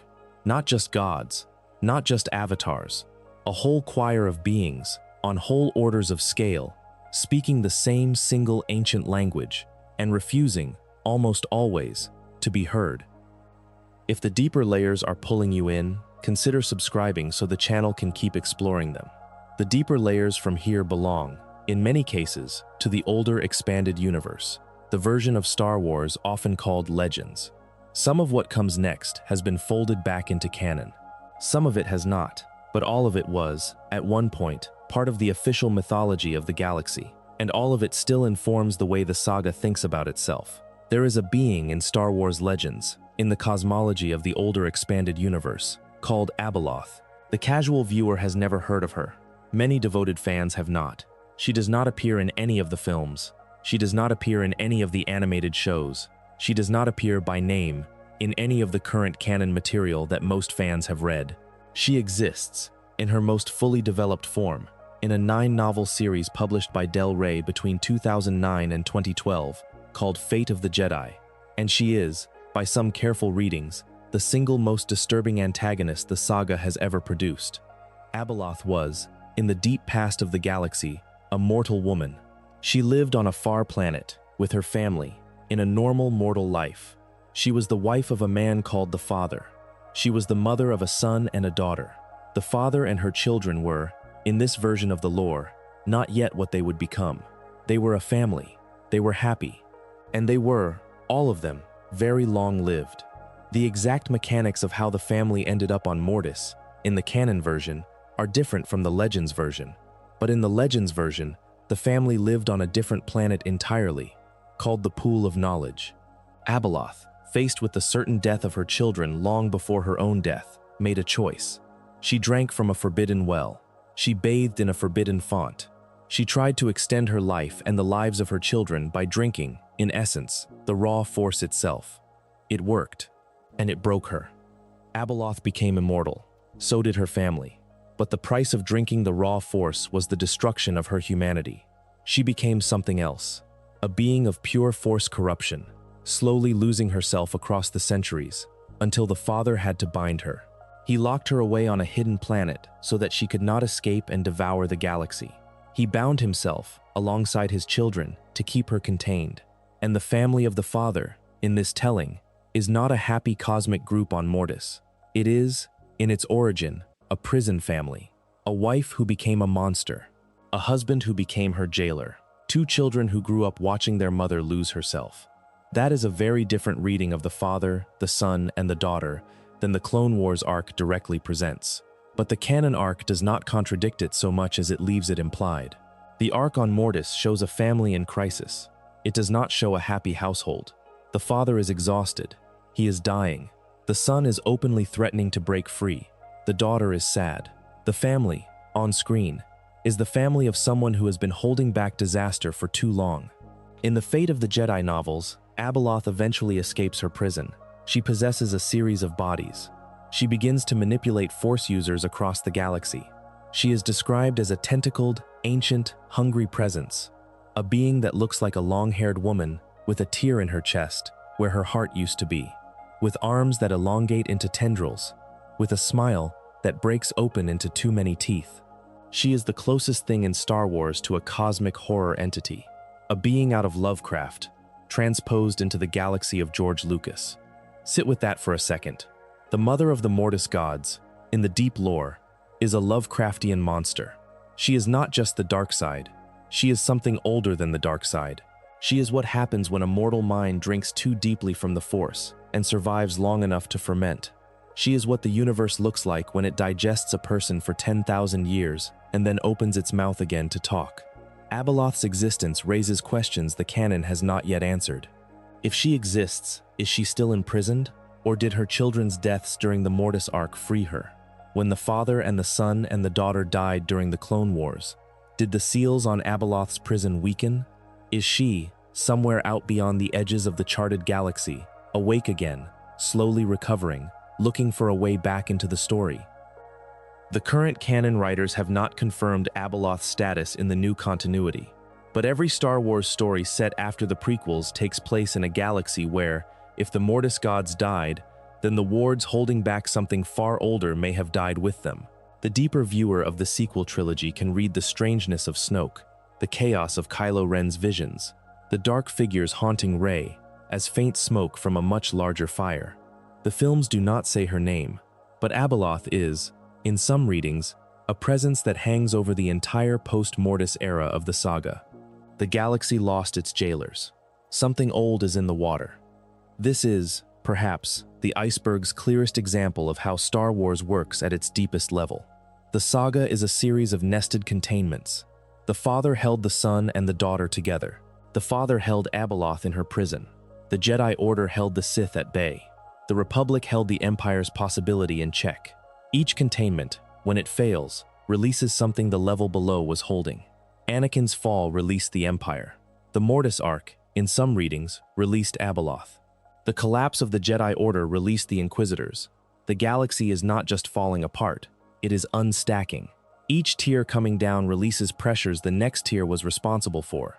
That is a chillingly elegant cosmological design, and it is sitting, all of it, in the deep water of the iceberg, mostly unseen. Below Abeloth, you reach the layer of the lore that is genuinely ancient. The civilizations of the deep past. The empires that existed tens of thousands of years before the Republic. The species that engineered the Jedi and the Sith and the Republic itself, indirectly, by laying down the conditions in which those institutions could even arise. These beings are called, in the older lore, the Celestials. The Celestials are, in the most expansive Legends accounts, the original galactic civilization. They built things on a scale that no one in the saga has matched since. They built, allegedly, the Corellian system as an artificial construct, by towing 5 inhabited planets across light-years of space and arranging them in a single orbital architecture. They built the Centerpoint Station, a vast artificial moon containing a hypermatter reactor capable of moving stars. They built, by some accounts, the hyperspace lanes that the rest of the galaxy still uses, the routes the Jedi and the Sith, and the Republic and the Empire have all simply inherited and traveled. The Celestials, in the deep lore, made the highway system. Everyone since has just been driving on it. What were the Celestials? Sources differ. Some accounts describe them as a single, unified civilization of beings called the Architects. Others suggest they were a collective. Others suggest the Celestials were not even species in the normal sense, but a kind of force-coalesced consciousness, expressed across multiple bodies. The clearest detail, the one most accounts agree on, is that the Celestials disappeared at some point in the deep past. Their civilization fell. Their structures remained. Their hyperlanes remained. Their megastructures remained. Their absence is one of the great mysteries of the lore. The Celestials were not alone in the ancient galaxy. There were other species. There were the Rakata. There were the Kwa. There were the Sharu. Each of these civilizations rose, in their turn, after the Celestials had vanished, and used the inherited infrastructure to build empires of their own. Some of them got close to the scale of the Celestials. None of them quite reached it. The Rakata are especially important. The casual viewer has likely never heard the name, but the Rakata, in the older expanded universe, built an empire called the Infinite Empire, which dominated the galaxy roughly 25,000 years before the films. They were brutal. They were imperialist. They enslaved species across thousands of worlds. They were also, in a deeply ironic twist, profoundly force-sensitive. The Rakata had developed their own form of force science. They could use the force to power their starships. Their hyperdrives were force-driven. Without the force, their entire infrastructure would shut down. When the Rakata Empire eventually fell, and it did fall, for reasons the lore has explained in different ways across different sources, the cause was tied to the force itself. A plague swept through the Rakata population. The plague mutated them. They lost their connection to the force. Their starships went dark. Their hyperdrives stopped working. Their empire collapsed in a generation. The species that had built the original engine of galactic civilization was reduced to a single backwater planet, where their descendants live to this day in small, primitive numbers. Think about what that means. The hyperspace network that the entire saga is built on, every chase scene, every cantina, every smuggling run, every Imperial fleet movement, all of it is built on technology and routes pioneered tens of thousands of years before the films by a species that no longer exists. The galaxy of Star Wars is, in the deep lore, a graveyard. The deep past was bigger than the present. The Celestials were bigger than the Rakata. The Rakata were bigger than the Republic. The Republic was bigger than the Empire. The Empire is bigger than the First Order. The story we watch on screen is happening in the wreckage of a much larger civilization that died long before the cameras started rolling. That is the cold thought that the deep iceberg gives you. The Star Wars galaxy is post-apocalyptic. It always has been. It was post-apocalyptic before the first Jedi sat down on Ashto. It was post-apocalyptic when Anakin Skywalker was born. It is post-apocalyptic now, and it will continue to be, in every future story the saga ever tells. The apocalypse that ended the Celestials is the unstated background of every plot. The Jedi Order, the Sith, the Republic, the Empire, all of these institutions are just younger civilizations standing on top of an older ruin, using its bones as their foundations, walking its streets without quite remembering whose feet wore them down. The iceberg has descended now into the part of the lore where almost nothing reaches a casual viewer. Below the Celestials, you reach the Sith Eternal, the cultists, the order behind the order, the thing that made the return of the Emperor in the sequel trilogy possible, that the films barely had time to explain, and that the lore has spent a decade quietly filling in. The Sith Eternal are not the Sith.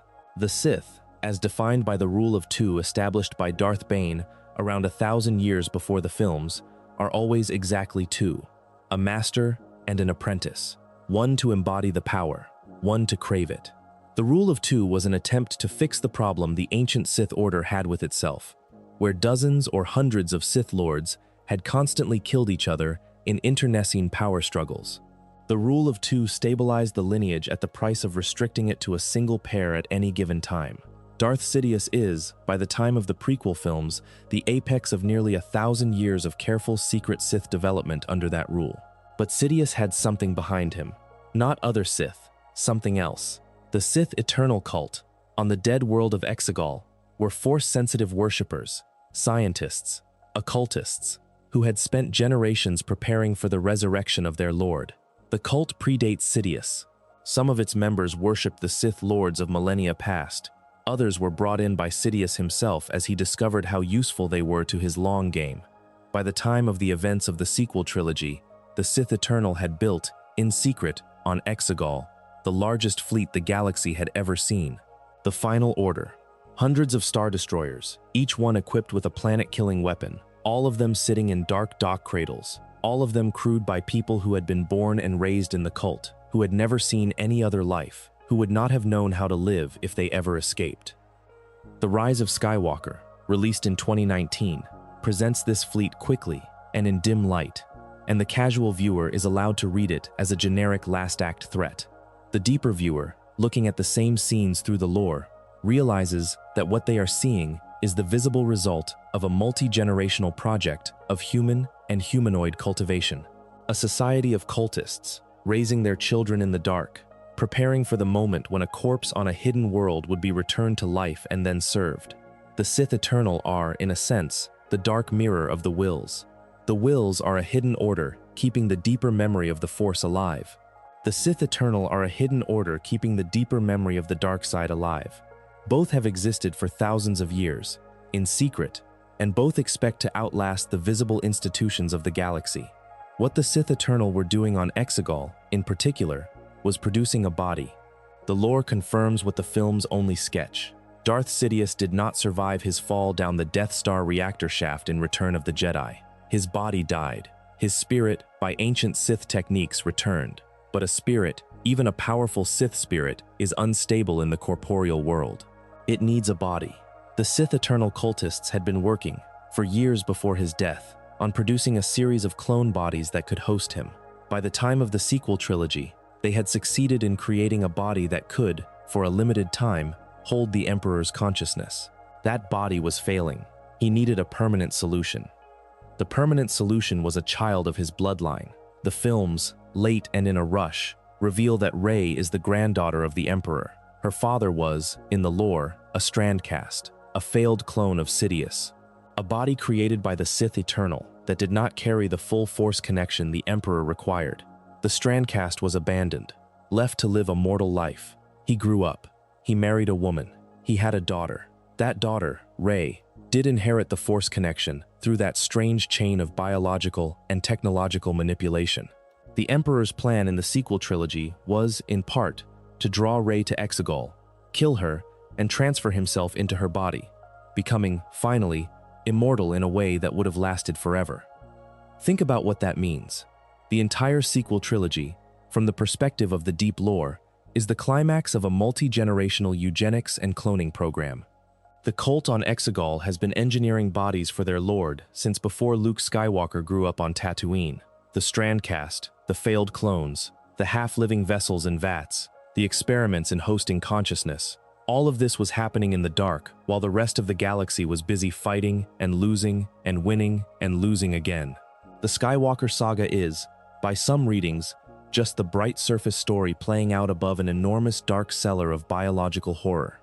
And the saga has another, related thread that few casual viewers ever connect. Snoke, the villain of the first two sequel films, the supreme leader of the First Order, the hooded, towering, monstrous figure who manipulated Kylo Ren from a distance. The films, when they revealed the truth, did so quickly. Snoke was not a true villain in his own right. Snoke was a manufactured being, a clone-like entity engineered by the Sith Eternal as part of the same program that produced Rey's father. The Rise of Skywalker shows briefly, in a glass tank on Exegol, multiple half-formed Snoke bodies, lined up like spare parts. Snoke was, in a literal sense, a tool, a puppet that Sidious built and then puppeted from his hidden chamber. That detail, dropped in a single scene, recontextualizes the entire sequel trilogy. The towering villain of The Force Awakens and The Last Jedi was not a real being with his own ambitions. He was a remote-controlled body. The man behind the curtain was the same man who has been behind the curtain since Episode 1. The galaxy, in the broader strokes of the lore, never had two emperors. It had one emperor, hidden in deep space, controlling a sequence of bodies and proxies and puppets. manipulating events for decades after his apparent death. The galaxy thought it won at Endor. The galaxy was wrong. That is one of the deeper lore confessions in Star Wars. The Empire never really fell. The face of the Empire fell. The mask fell. The signature aesthetic fell. But the actual will behind it, the singular consciousness of Darth Sidious, just retreated, sat in the dark, worked through proxies, built a fleet in secret, waited for the cultists to finish his new body, cast a long, long shadow across what the rest of the galaxy assumed was a free age. There is a project, the canon novel by Chuck Wendig called Aftermath, Empire's End and the Star Wars. The rise of Kylo Ren comic series began to flesh out. It is called The Contingency, or Operation Cinder, or, in its later iterations, Project Necromancer. The basic shape of the project is this.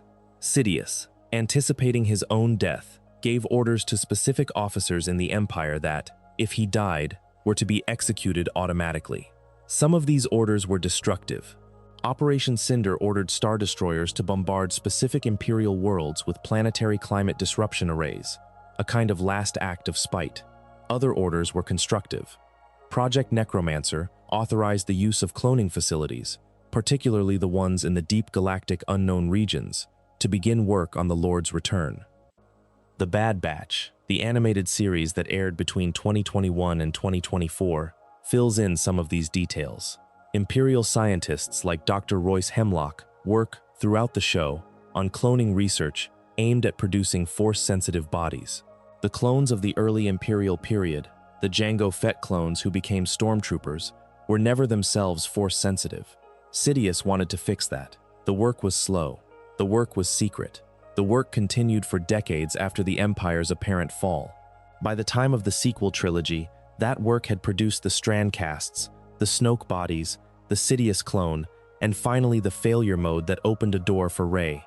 Once you see all of this connected, the entire post-prequel saga turns into a single, continuous Sith project. There is no break between the Empire and the First Order. There is no real gap between Sidious's first death and his return. There is no real difference between the Inquisitors, the Imperial cloning programs, the First Order, the Final Order, and the Sith Eternal. It is all one shadow, all one cult, all one Lord, working through different bodies and different banners, never actually leaving the room. The casual viewer of the sequel trilogy thought the reveal of the Emperor's return was a last-minute desperate plot device. The deeper viewer, reading the lore that fills in the gaps, recognizes it as the revelation of a long con that has been running since 1999. Sidious did not come back at the end of the saga. Sidious was never really gone. The empire he built was a body. When the body died, he just made another one. That is the kind of plotting that only happens in saga storytelling. Only in stories that span 50 years of real-world production and tens of thousands of years of in-universe time can a villain plant a plan in one decade and execute it in another. The Star Wars saga, taken as a whole, is the story of one Sith Lord's nearly successful attempt at immortality, with the rest of the galaxy showing up, sometimes by accident, to delay him. If you want to come back for more descents like this one, subscribing makes it easier to find the next one. The remaining layers of the iceberg are some of the strangest in the entire saga. We are leaving the parts of the lore that even die-hard fans usually engage with, and entering the parts that exist only in the deepest reaches of the encyclopedia. Some of it is canon, some of it is legends, some of it is hint and implication. All of it is in the water. There is a place in the Star Wars galaxy that almost no one talks about, and yet it sits, geographically, at the center of every map.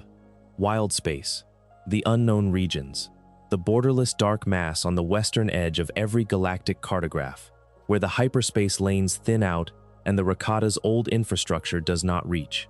The casual viewer has probably seen these labels on a map at some point, in a textbook or a children's encyclopedia, and not thought about them. The deeper viewer realizes that the entire shape of the saga is partly determined by what is out there in the dark, and by who fled into it, and by who came out. The unknown regions are not just unmapped because no one has bothered to map them. They are unmapped because they cannot be safely mapped. The hyperspace lanes do not function consistently there. The Force itself, in the lore, is described as turbulent in the unknown regions. The currents are unstable. The navigation computers cannot find reliable paths. Ships go in and do not come out. The Republic, at its height of expansion, declined to push fleets into the unknown regions because the cost of losing crews to bad routes was too high. But things live out there. Civilizations, species, Force users. The Chiss Ascendancy, the home of Grand Admiral Thrawn, is in the unknown regions. Their entire civilization, technologically advanced and politically sophisticated, exists outside of any galactic standard authority. The Chiss have their own navigation tradition, using young Force-sensitive girls called Skywalkers as navigators, whose connection to a localized form of the Force allows them to plot routes that ordinary computers cannot. The lore around the Chiss is itself a layer of the iceberg most viewers have never seen. But the Chiss are not the only thing in the unknown regions. There are older civilizations. There are abandoned Rakata research stations. There are Imperial outposts, set up during the Empire's expansion under projects like the Outbound Flight Project, that still exist in some form.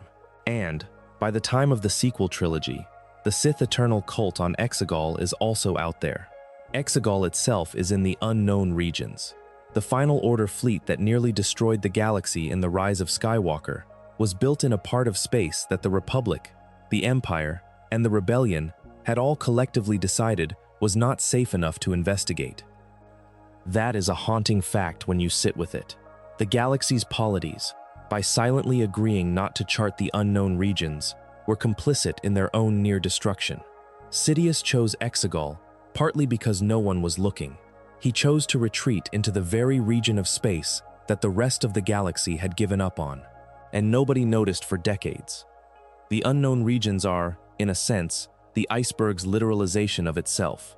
They are the unmapped water beneath the visible map. The story we watch on screen is the brightly lit part of the chart. The unknown regions are the place where the chart fades into darkness. And that darkness is where the long-term shape of the saga has always been decided. Anakin's father came from somewhere. The Sith Lords of the deep past hid their tombs in places that were never charted. The First Order, after the fall of the Empire, retreated into the unknown regions to rebuild. Many of the Mandalorian survivors of the Great Purge, and many of the Jedi who escaped Order 66, in some accounts, fled into similarly uncharted space. The unknown regions are not empty. They are the safety deposit box of every group that has ever lost a war. This is the deep narrative reason the saga keeps returning to them. The next saga's antagonists, the next saga's heroes, the next saga's lost siblings and hidden temples and unspoken histories, all of them are sitting in the unknown regions, waiting to be found. The galaxy has never finished telling itself who lives out there. It never will. Below the unknown regions, the iceberg gets even stranger. There is a layer of the lore that deals with what might be called the deep biology of the Force, the strangeness of midi-chlorians, the implications of vergences, the biological reality of Force-sensitive species other than humans. The Sith species, for example. The casual viewer thinks of the Sith as a religious order of dark side users. But in the older expanded universe accounts, the word Sith was originally the name of a species. A red-skinned, golden-eyed, sometimes tentacled humanoid people who lived on a planet called Korriban, now called Moraband in current canon, tens of thousands of years before the Republic. The Sith species was Force-sensitive as a whole. Their culture, their entire civilization, was built around dark side practice. When the fallen Jedi of the early galactic period fled into the unknown and found the Sith species, they did not impose their religion on a native population. They merged with one. The dark side religion the audience knows took the name of the species it found because the religion and the species fit together so naturally that the names became, in time, interchangeable. Most members of the Sith species died out in the wars of the deep past. The bloodlines persisted, though, in mixed populations. Marka Ragnos, Naga Sato, Exar Kun, the Sith Lords of the ancient eras documented in the older Knights of the Old Republic material, were members of, or descendants of this lineage. By the time of the films, the Sith species is long extinct in any pure form. The Sith you see on screen are the religious inheritors of a name that originally belonged to a people. That is the kind of detail that lives in the deepest pockets of the iceberg. The word Sith, the word that the entire saga is partly named around, is in some sense a fossil, a linguistic remnant of a population that has been gone for tens of thousands of years.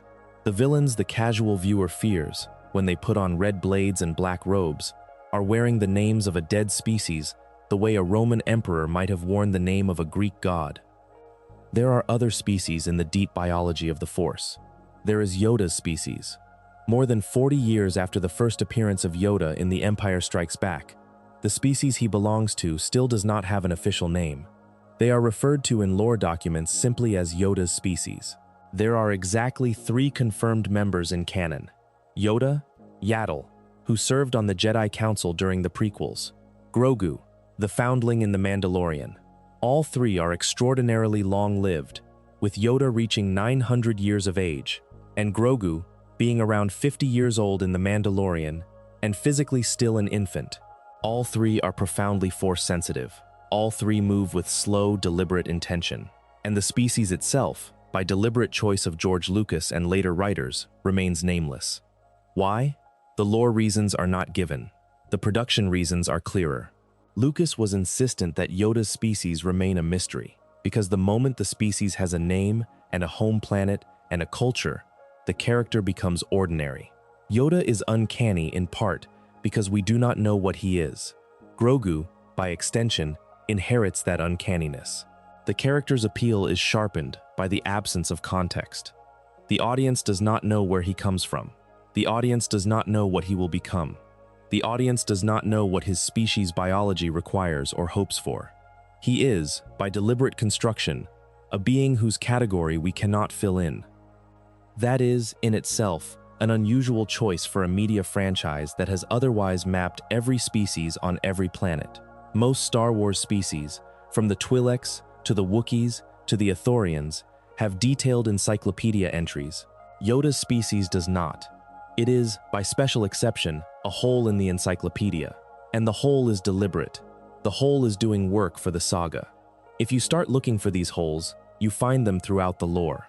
The deepest mysteries in Star Wars are, frequently, things the writers have actively refused to explain. The species of Yoda, the exact mechanics of Anakin's conception by the Force, the full identity of the Bendu, the fate of Ezra Bridger between the end of Rebels and his return in Ahsoka, the reason the Force priestesses chose Yoda specifically, the current status of Abeloth after Mortis fell, the full architecture of the world between worlds. All of these are gaps where the saga's writers have chosen to leave dark space. They could have explained. They have not. Once you see that this is a deliberate practice, the saga's storytelling style starts to make sense. Star Wars is, at its deepest level, a story that respects the importance of silence. The biggest moments are often the quietest. The most important details are often the ones never spoken. The most powerful entities in the cosmology are often the ones who only appear once and refuse to explain themselves.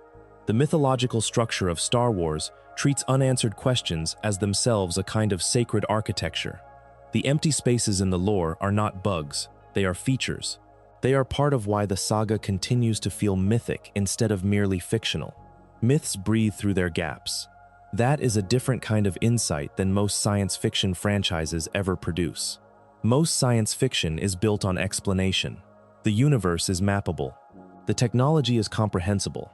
The species are categorized. Star Wars resists this. Star Wars has always been, at its core, more interested in atmosphere than in catalog. The Force is not given a complete biology because, in Star Wars, completeness would be a kind of death. The mystery is the religion. The unknown is the worship. Even further down the iceberg, there are details that exist almost exclusively in the deep lore. Things the films barely touch. Things the shows barely mention. Things that fans have spent years arguing about. Some of them are practical. Some of them are cosmic. All of them are quietly part of the official story, sitting at the bottom of the encyclopedia, waiting. There is the matter of the dyad. The sequel trilogy introduces the concept of a Force dyad in The Rise of Skywalker. Rey and Kylo Ren, the films explain, are 2 beings sharing one connection in the Force, a bond so rare that it has only happened a few times in galactic history. Together they are more powerful than either is alone. They can communicate across vast distances. They can pass objects through the bond. They can, in the climactic sequence of the final film, channel enough Force power between them to overwhelm even the resurrected Emperor. The casual viewer experiences this as a plot device. The deeper viewer recognizes it as the introduction of a Force phenomenon that the saga had hinted at for years and never quite named. The bond between Anakin and Padme, the connection between Luke and Leia, who in the original trilogy could sense each other across light years, the way certain pairs of Jedi, like Qui-Gon and Obi-Wan, seem to operate at a higher level when working in tandem. The dyad concept retroactively organizes all of these into a single recognized type of Force connection. Two beings, sometimes related, sometimes not, whose Force signatures interlock so completely that they become, for all practical purposes, a single being distributed across two bodies. The implication is large. If the dyad is a recognized Force phenomenon, then the relational structure of the galaxy is not just biological or social. It is, at certain rare points, metaphysical. Two beings can, in literal Force physics terms, become one. The father, the son, and the daughter on Mortis were not just a family in the conventional sense. They were a triad. The Mortis family, in this reading, is a stable three-being dyad equivalent, with the father holding the polarity between the son and the daughter. Rey and Kylo are a two-being version. There may be others. The lore does not exclude them. The lore opens the door and walks back out. Below the dyad there is the matter of the Vong, or rather the absence of them. The Yuuzhan Vong are one of the most important pieces of older expanded universe lore, and have not been brought into the new canon. In the original Legends timeline, roughly 25 years after Return of the Jedi, the galaxy was invaded by a species from outside the galaxy entirely. The Yuuzhan Vong came from another galaxy, fleeing the death of their own home. They were, biologically, profoundly Force-resistant. Jedi could not sense them. Mind tricks did not work. Force lightning passed harmlessly through their bodies. They were, in the deep lore, the galaxy's first encounter with a population that the Force did not reach. That is a horror premise wrapped in a war story. The Jedi, for thousands of years, had assumed the Force was universal. The Yuuzhan Vong invasion revealed that this assumption was a regional truth. There were beings, perhaps entire galaxies of beings, outside the Force's network. The Jedi were, on this larger scale, not a galactic religion. They were a local religion in one corner of one galaxy, encountering for the first time the cold fact that the rest of the universe was not made of the same material they had been listening to. The Yuuzhan Vong arc, told across the New Jedi Order novel series from 1999 through 2003, killed millions of characters, including Chewbacca, and reshaped the galaxy. It is no longer canon, but the questions it raised are still in the deep water of the iceberg. The Force is not necessarily universal. There may be parts of the universe that do not feel it. There may be invaders, from outside the maps the saga has drawn, who would not register on the Jedi's senses at all. The galaxy of Star Wars is, by deep implication, vulnerable to things it cannot perceive. Below that, there is the matter of vergences and what they have been used for. A vergence is, in lore terms, a place where the Force concentrates. Dathomir is one. Mortis is another. Ahch-To is another. The cave on Dagobah, where Luke sees the vision of his own face inside Vader's helmet, is one. The temple on Lothal is one. These places are not evenly distributed. They are not always benign. Some of them are sources, some of them are sinks, some of them are wounds. A Force wound is the term for a place where something has been done so violent that the Force itself has been damaged there. In the deep lore, Malachor, the site of an ancient battle between the Jedi and the Sith, is a Force wound. So is the planet Moraband, the ancient name in canon for what older sources called Korriban, where the Sith species buried their dead. And by some accounts, the city of Coruscant itself, where the Jedi Temple was built directly above an ancient Sith shrine, is in the same category. In some readings, the Sith shrine was buried beneath the Jedi Temple deliberately, in the deep past, as a way to contain it. The Jedi were, in this telling, sitting on top of an active Force wound for thousands of years, and using their own bodies as the seal. Think about what that implies for the prequel-era Jedi.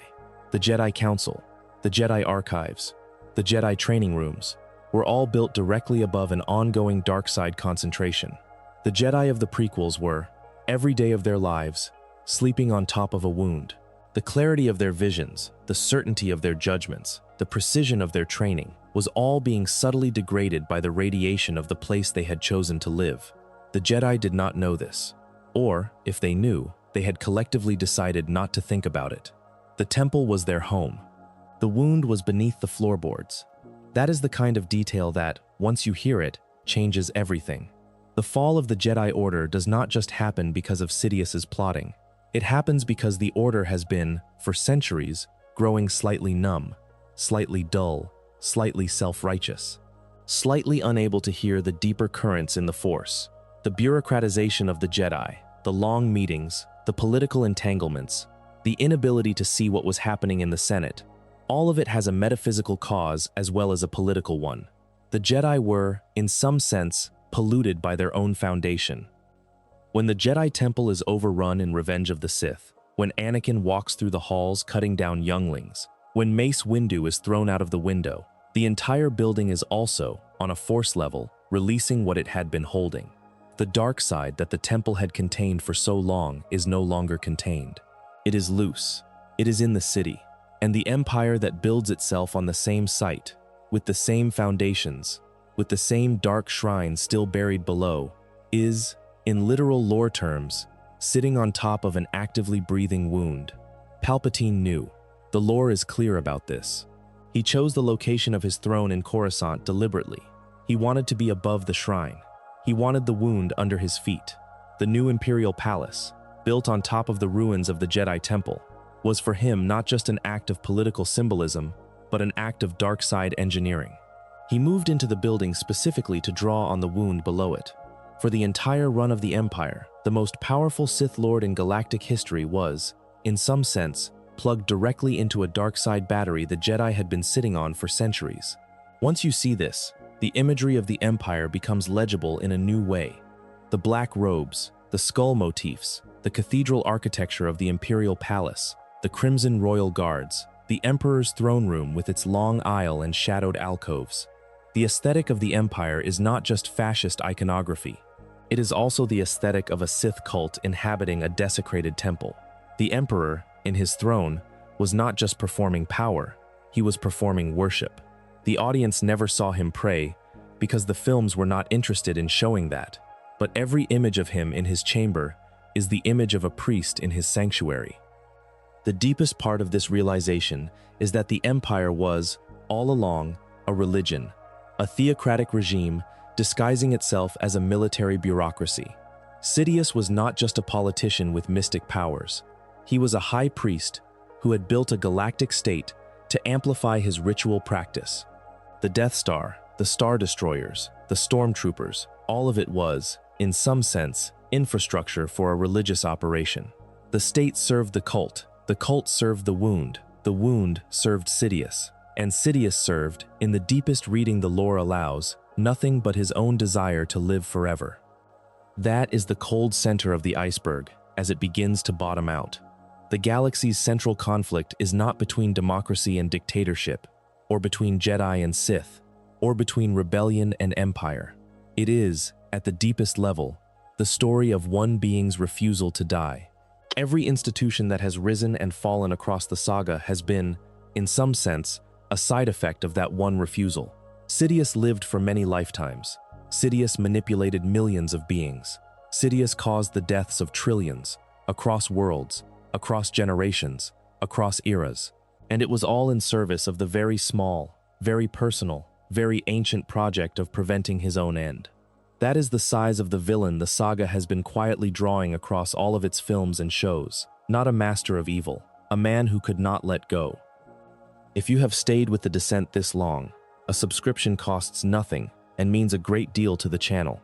We are now at the lower end of the iceberg, where the lore becomes increasingly speculative, increasingly fragmented, and increasingly strange. From here, you will hear things that have only been hinted at, only been implied, only been whispered through one obscure novel or one offhand line in a tie-in comic. These are the parts of the saga that even the people who write it sometimes seem reluctant to fully acknowledge. But they are there. They are in the lore. They are part of what the deeper galaxy contains. There is a being in the older expanded universe called Waru. The casual viewer has never heard of Waru. Most fans have never heard of Waru. Waru appears in a single novel published in 1994 called The Crystal Star by Vonda McIntyre and is, by general agreement, one of the strangest creatures the saga has ever produced. Waru is a being from a different dimension entirely. He manifests in the Star Wars galaxy as a gold-scaled, slug-shaped hovering creature with no face and the ability to perform what looks like miraculous healing. Waru can resurrect the dead by touching them and can cause people to dissolve into him by touching them too long. He is worshipped by a cult on a particular world. He is the central figure of an entire small religion that operates parallel to the main political conflict of the galaxy in that era.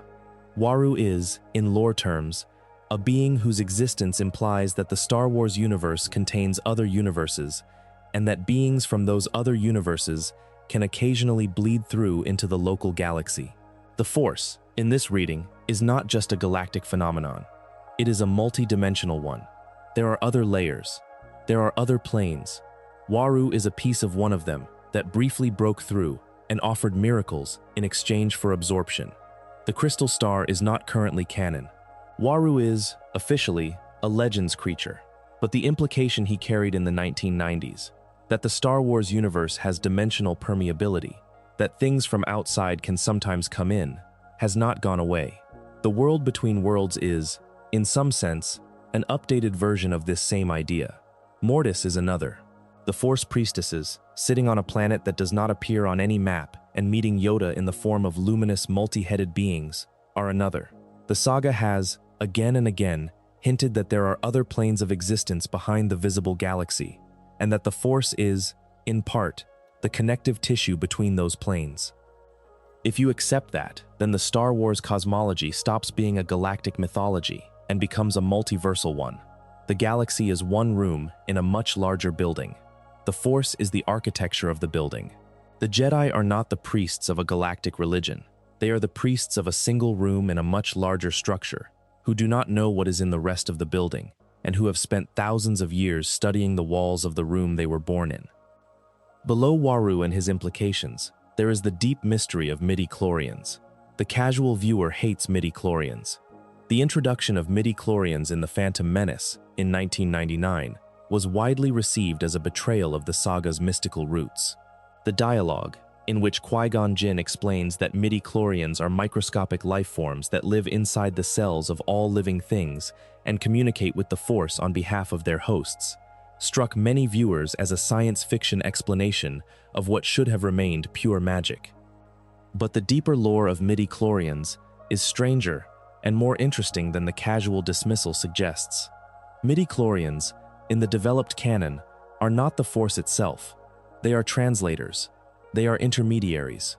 They are biological devices that allow the macroscopic life of a galaxy of beings to interact with a phenomenon that operates at a scale beyond conventional perception.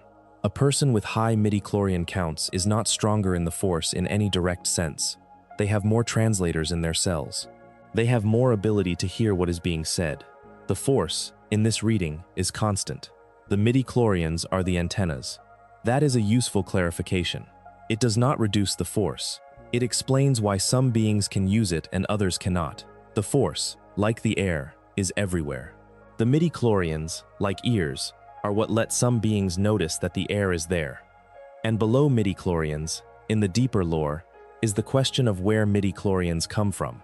The midi-chlorians are not native to all life. They are not always present in all biological systems. They are described in some sources as being themselves linked to the wills, the microscopic entities that, in this account, were the original conscious agents of the Force. The wills in this reading are the meta-organism. The midi-chlorians are the part of the wills that has integrated itself into the biology of higher life forms. The wills, by some accounts, deliberately introduced midi-chlorians into the cells of certain species as a way of expanding their own ability to perceive and communicate. That is, when you sit with it, a deeply religious cosmology. The wills, the oldest and smallest agents of the Force, intentionally embedded themselves into life across the galaxy in order to grow. The Jedi and the Sith and the Nightsisters and everyone else who feels the Force is, in a sense, hosting a piece of the original conscious substrate of the universe. The Force is not just speaking to them. The Force is, in some sense, inside them, listening through their senses, learning through their experiences, growing through their lives. Anakin Skywalker's conception, in this reading, is no longer mysterious. He is the result of the wills, or the Force itself, deciding to manifest a body directly. Not through normal biological reproduction, but through deliberate construction. The midi-chlorians in Anakin's mother's body, hearing instructions from a deeper level of the Force, organized themselves into the seed of a child. That child was, biologically, the Force trying to express itself in a single concentrated form. The reason Anakin's midi-chlorian count was higher than Yoda's was that he was, in a literal sense, more the Force than other beings were. He was a person whose cells were saturated with the substrate of the universe. That makes the prequel tragedy almost unbearable when you look at it directly. The Force itself made a body. The Force itself wanted to live a life. The Force itself wanted to participate in the galaxy. And the Force's chosen body fell to the dark side, was burned by Obi-Wan, was sealed in black armor, was used by the Emperor for 23 years as a personal enforcer, and finally died on the floor of the second Death Star, lifting his master into a reactor shaft, in the arms of his son, with his own mechanical hand reaching toward Luke's face for the last time. The Force's only direct attempt at a life ended, exhausted, in a black helmet, on a metal floor, looking up at his son's face with eyes that had not seen sunlight in 2 decades. Sit with that for a moment. The cosmic tragedy of Anakin Skywalker is not just personal. It is theological. The universe tried to be a person, and the person broke. The Force tried to live as one of its creatures, and the creature could not bear the weight. The prequels are, viewed from this deepest level, the story of the Force itself failing. And the original trilogy is, viewed from the same level, the story of the Force getting one more chance, through a son who could carry what the father could not. Luke Skywalker, the boy on the ridge above the Tatooine desert with 2 suns setting in front of him, is the second draft. He is what happens when the Force, after the catastrophe of the first attempt, tries again with smaller stakes. Luke is not pure Force. Luke is half human. Luke is allowed to be tired, allowed to be afraid, allowed to be uncertain, and because of those allowances, Luke can do what Anakin could not. He can hold the dark side at arm's length without trying to deny it. He can love his father without trying to fix him. He can throw away his lightsaber. The throwing away of the lightsaber, in Return of the Jedi, is one of the great gestures in modern film. It is the moment when Luke chooses to no longer be a warrior. It is the moment when he refuses, finally, to play the Sith's game. It is the moment when, in the metaphysical structure of the saga, the Force shifts. Not because Luke killed anyone, because he refused to, because he made the gesture that none of his ancestors made. He set the weapon down. He chose, freely, in front of the Emperor, his own death over the act of killing his father. That is the moment that, viewed from the bottom of the iceberg, redeems everything. The Mortis arc, the fall of Anakin, the breaking of the Jedi Order, the wound under Coruscant, the whole post-apocalyptic structure of the galaxy. The throwing away of the lightsaber is the moment the Force has been working toward, in some sense, for tens of thousands of years. It is the moment when one of its creatures finally, genuinely, refused to kill. And then Anakin throws Sidious down the shaft, and the Emperor dies. And the Force, briefly, comes back into balance. The cosmic project that began with the Prime Jedi on Ahch-To, that ran through the Force priestesses and the Mortis gods, and the Bendu, and the Jedi Order, and the Sith, and all of it, briefly succeeds. Briefly. Because the Sith Eternal are still on Exegol. Because Snoke is being grown in a tank. Because the wound under Coruscant is still there. Because the unknown regions still hide things that have not yet come out. Because the Wills, the Priestesses, Abeloth, the Celestials, the Deep Beings, are all still in the water. The galaxy never really ends. The iceberg goes on. There is one more layer that deserves attention before the closing. It is the layer of objects. Specifically, the layer of dark side artifacts that have been scattered across the galaxy for thousands of years, and whose presence is the silent gravity behind many of the saga's plots. The casual viewer thinks of Star Wars weapons as lightsabers. The deeper viewer recognizes that lightsabers are only one category of force-charged object, and not even the most powerful. Sith holocrons are perhaps the best known of these objects. Holocrons are crystal-based information storage devices that record knowledge, including force training techniques, in a way that can be accessed only by force-sensitive beings. Jedi holocrons exist too. They are usually cubic, designed to be opened by a touch attuned to the light side. Sith holocrons are usually pyramidal, designed to respond to dark side energies. Each holocron contains the consciousness, or at least the recorded personality, of the being who created it. To consult a holocron is, in a sense, to have a conversation with someone who may have been dead for thousands of years. That detail is one of the strangest pieces of the deep lore. The Sith of the deep past, the Sith lords who lived 10,000 or 20,000 years before the films, are still, in some functional sense, present in the galaxy. Their holocrons are in collections. Their voices are recorded. Their knowledge can be accessed. Darth Sidious himself, in some accounts, learned much of his ritual practice from holocrons that contain the recordings of Sith lords much older than himself. The dark side of the Force, in this sense, is not just a power. It is a lineage, a network of teachers who have continued to teach, across millennia, through crystals. The same is true of the Jedi. The Jedi archives contain holocrons of past Jedi masters. When Ahsoka, in the Ahsoka series in 2023, communicates with the spirit of Anakin Skywalker in the world between worlds, she is doing something a holocron-using Jedi would have recognized in concept, if not in scale. The dead are not gone in Star Wars. They are filed. Below the holocrons, there is the matter of Sith tombs and the dark side artifacts contained in them. The world of Korriban, later Moribond, is covered in the burial sites of ancient Sith lords. Each tomb contains weapons, talismans, masks, amulets, scrolls, and bodies preserved in dark side energy. The Jedi Order, in the years before the prequels, knew about these tombs, but largely declined to disturb them. The reasoning was simple. Whatever was in those tombs was, in lore terms, contaminated. To touch it would be to risk corruption. Better to leave it sealed. Better to forget. But not everything was forgotten. The Sith Order, even during the long years when the Rule of Two officially kept them to just 2 members at a time, maintained a quiet awareness of these tombs. Darth Sidious, by the time of the films, had inherited a working knowledge of where many of the most important Sith burial sites were. He had visited some of them. He had taken artifacts from them. The mask he wears in some lore is a borrowing from an older Sith tradition. The throne he sits on in The Rise of Skywalker is, by some accounts, modeled on the throne of an ancient Sith Lord. The cult of the Emperor was not a freshly invented religion. It was a continuation of a chain that stretched back across thousands of years of recorded dark-side practice. That continuity is one of the things the casual viewer rarely understands about the Sith. The Sith are not just bad Jedi. They are an unbroken religious tradition that predates the Republic by millennia.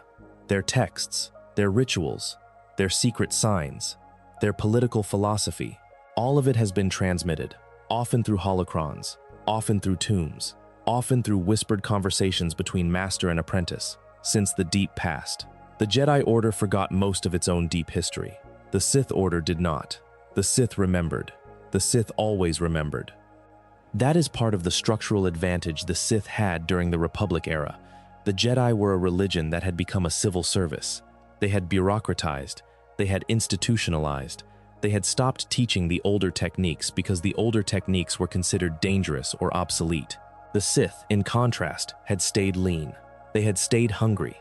They had stayed in direct contact with their own history because their tradition was so small that nothing could be forgotten without losing it forever. When Darth Sidious sat across from a member of the Jedi Council, he was not just a politician facing a religious official. He was the holder of a complete continuous chain of dark-side knowledge, facing a man who had forgotten the deep training of his own order. Once you see that asymmetry, the Jedi's loss in the prequels makes sense in a new way. The Jedi did not just lose because of bad luck or bad strategy. They lost because they had been the larger institution for too long, and they had let their depth atrophy. The Sith, by being persistently smaller, had kept their roots. The roots were the advantage. Below the holocrons and the tombs, there is the matter of artifacts of unknown provenance. The Starforge, in the Knights of the Old Republic lore, is a vast factory in space, built by the Rakata, that can manufacture entire armies and fleets out of stellar matter. The Starforge is, by some accounts, the most powerful piece of dark-side infrastructure ever built. It draws on the energy of a nearby star. It corrupts everyone who uses it. It was lost for thousands of years. It was rediscovered by Revan, the famous Sith Lord and Jedi Knight, at the center of the Knights of the Old Republic game. It was destroyed in his story, but the principle of the Star Forge, an industrial factory that uses dark side energy to produce military capacity, lived on in the design philosophy of every later Sith and Imperial superweapon. The Death Star, Starkiller Base, the Final Order Star Destroyers. Each of these projects is, in some sense, a smaller and more specialized echo of the Star Forge's basic idea. The Sith have always wanted to convert raw stellar matter into the means of conquest. The Empire's superweapons are the modern version of an idea that was old long before the Republic existed. And there is, of course, the matter of the Father's dagger, the blade with which the Father killed himself and his son at the end of the Mortis arc. The blade, in canon lore, did not vanish. The Inquisitorius eventually acquired it. It was used in further dark side rituals. It is, in some accounts, the same blade that appears in fragments in later parts of the canon, repurposed by later Sith, used for purposes the Father would have found unthinkable. The Father, in dying, did not destroy his children. He killed them with a blade he could have hidden and chose not to. Whatever he did with that blade was, in his last moments, a deliberate choice. The lore has not fully explained why he made it. Each of these objects is a piece of the iceberg in physical form. They are the parts of the deep lore that occasionally surface, that occasionally enter the visible story, that occasionally become MacGuffins for new plots.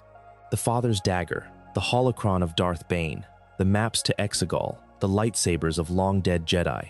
Each artifact is a tooth on a much larger jaw. The galaxy is full of teeth. They keep turning up. That is the texture of the deepest lore, not just hidden civilizations and hidden gods, but hidden objects.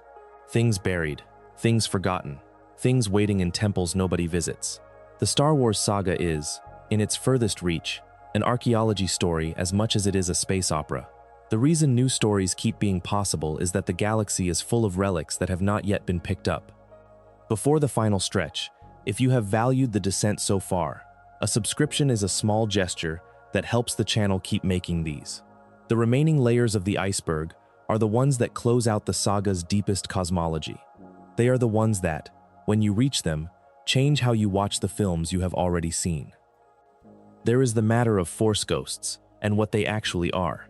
The casual viewer thinks of Force ghosts as the blue, glowing, semi-transparent figures who appear at the end of Return of the Jedi and in occasional cameos throughout the sequels. Obi-Wan, Yoda, Anakin in his redeemed form, later Luke himself, simple departed mentors appearing to advise the living, a familiar trope. But the lore of Force ghosts is, when you read it carefully, much stranger than the films suggest. The technique of becoming a Force ghost was not natural. It was not, originally, available to any Jedi. The Jedi Order, for most of its history, treated death as a return to the Force, in an undifferentiated sense. When a Jedi died, their consciousness merged back into the larger Force. The individual personality dissolved. The energy returned to the source.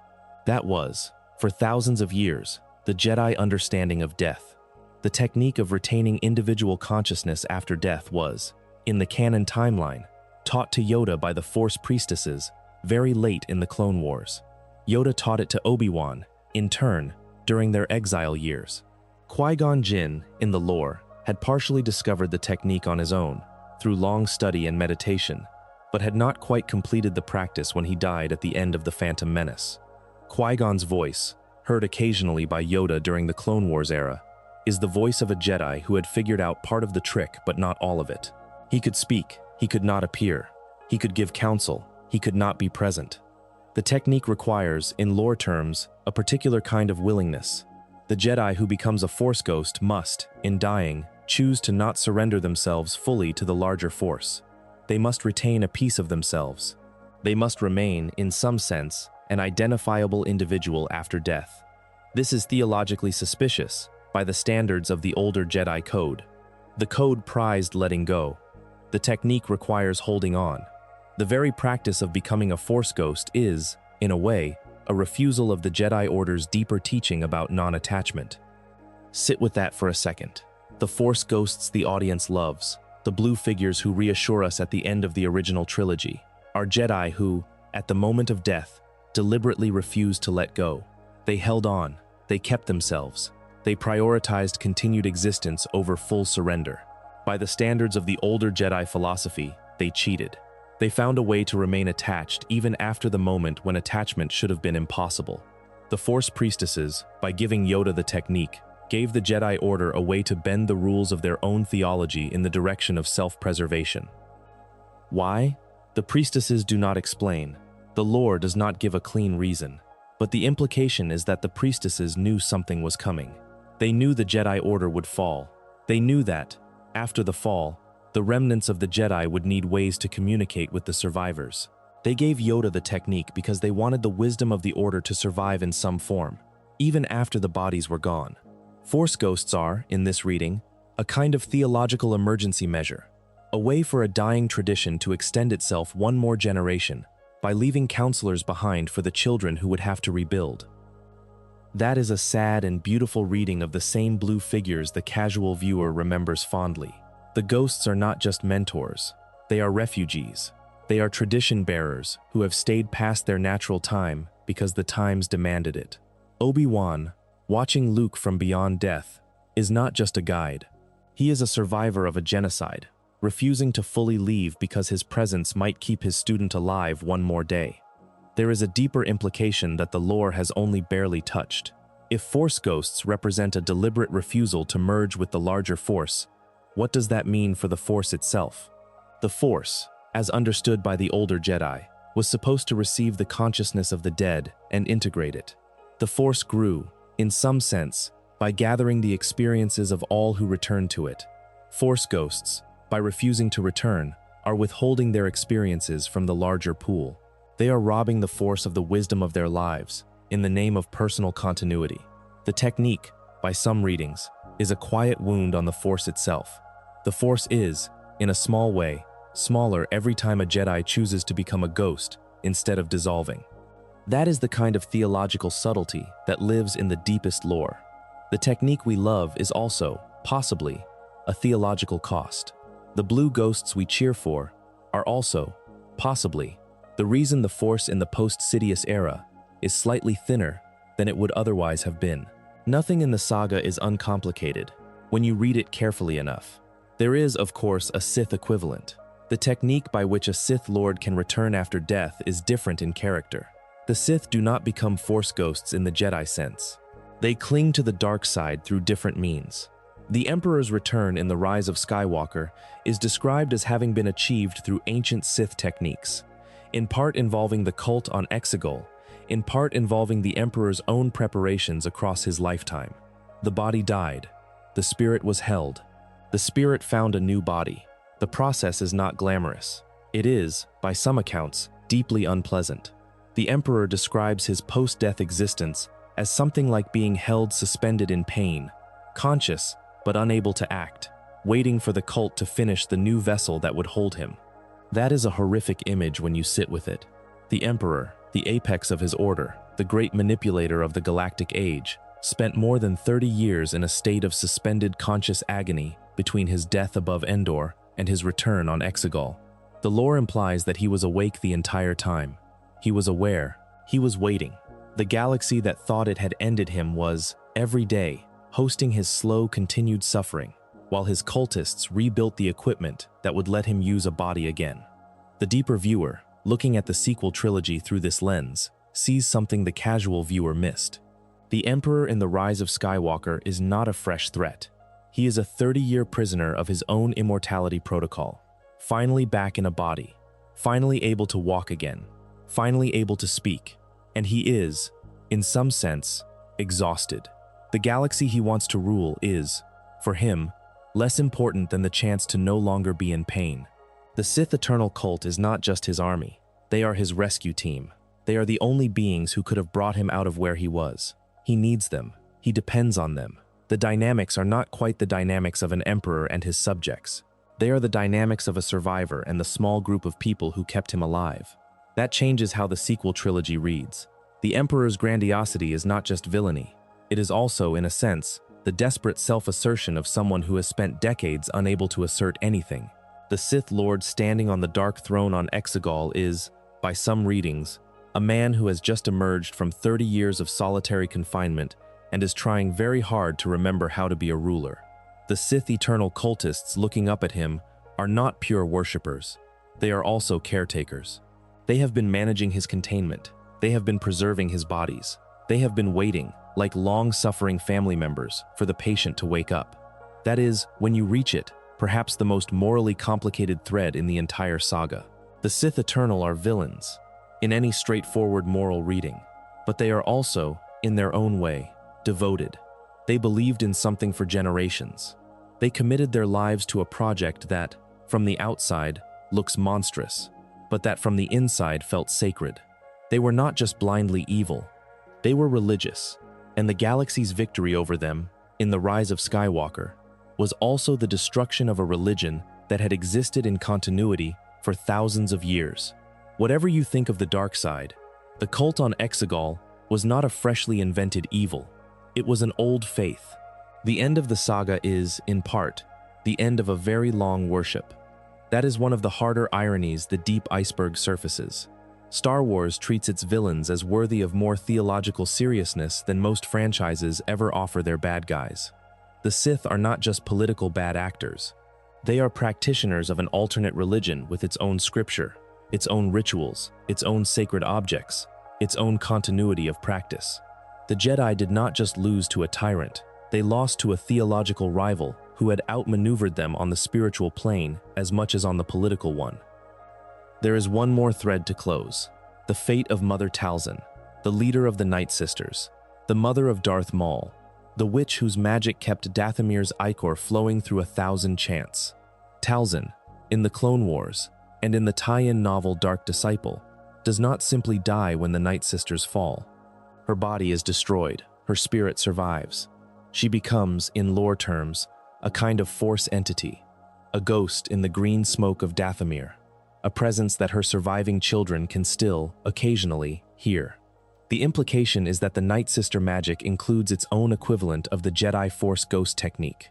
The witches do not need the priestesses. They have their own way of refusing to disappear. The dark side, in the witch tradition, is not just a power. It is a network of refusals. Refusals to let go, refusals to die, refusals to be erased.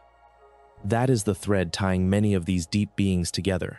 Every faction in the deep lore has, in its own way, found a method to defy mortality.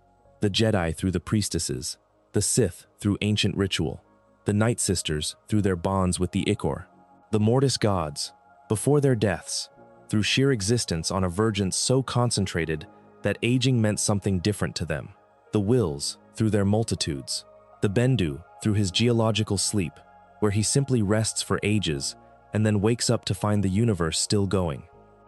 Death in the deepest lore of Star Wars is not a single event.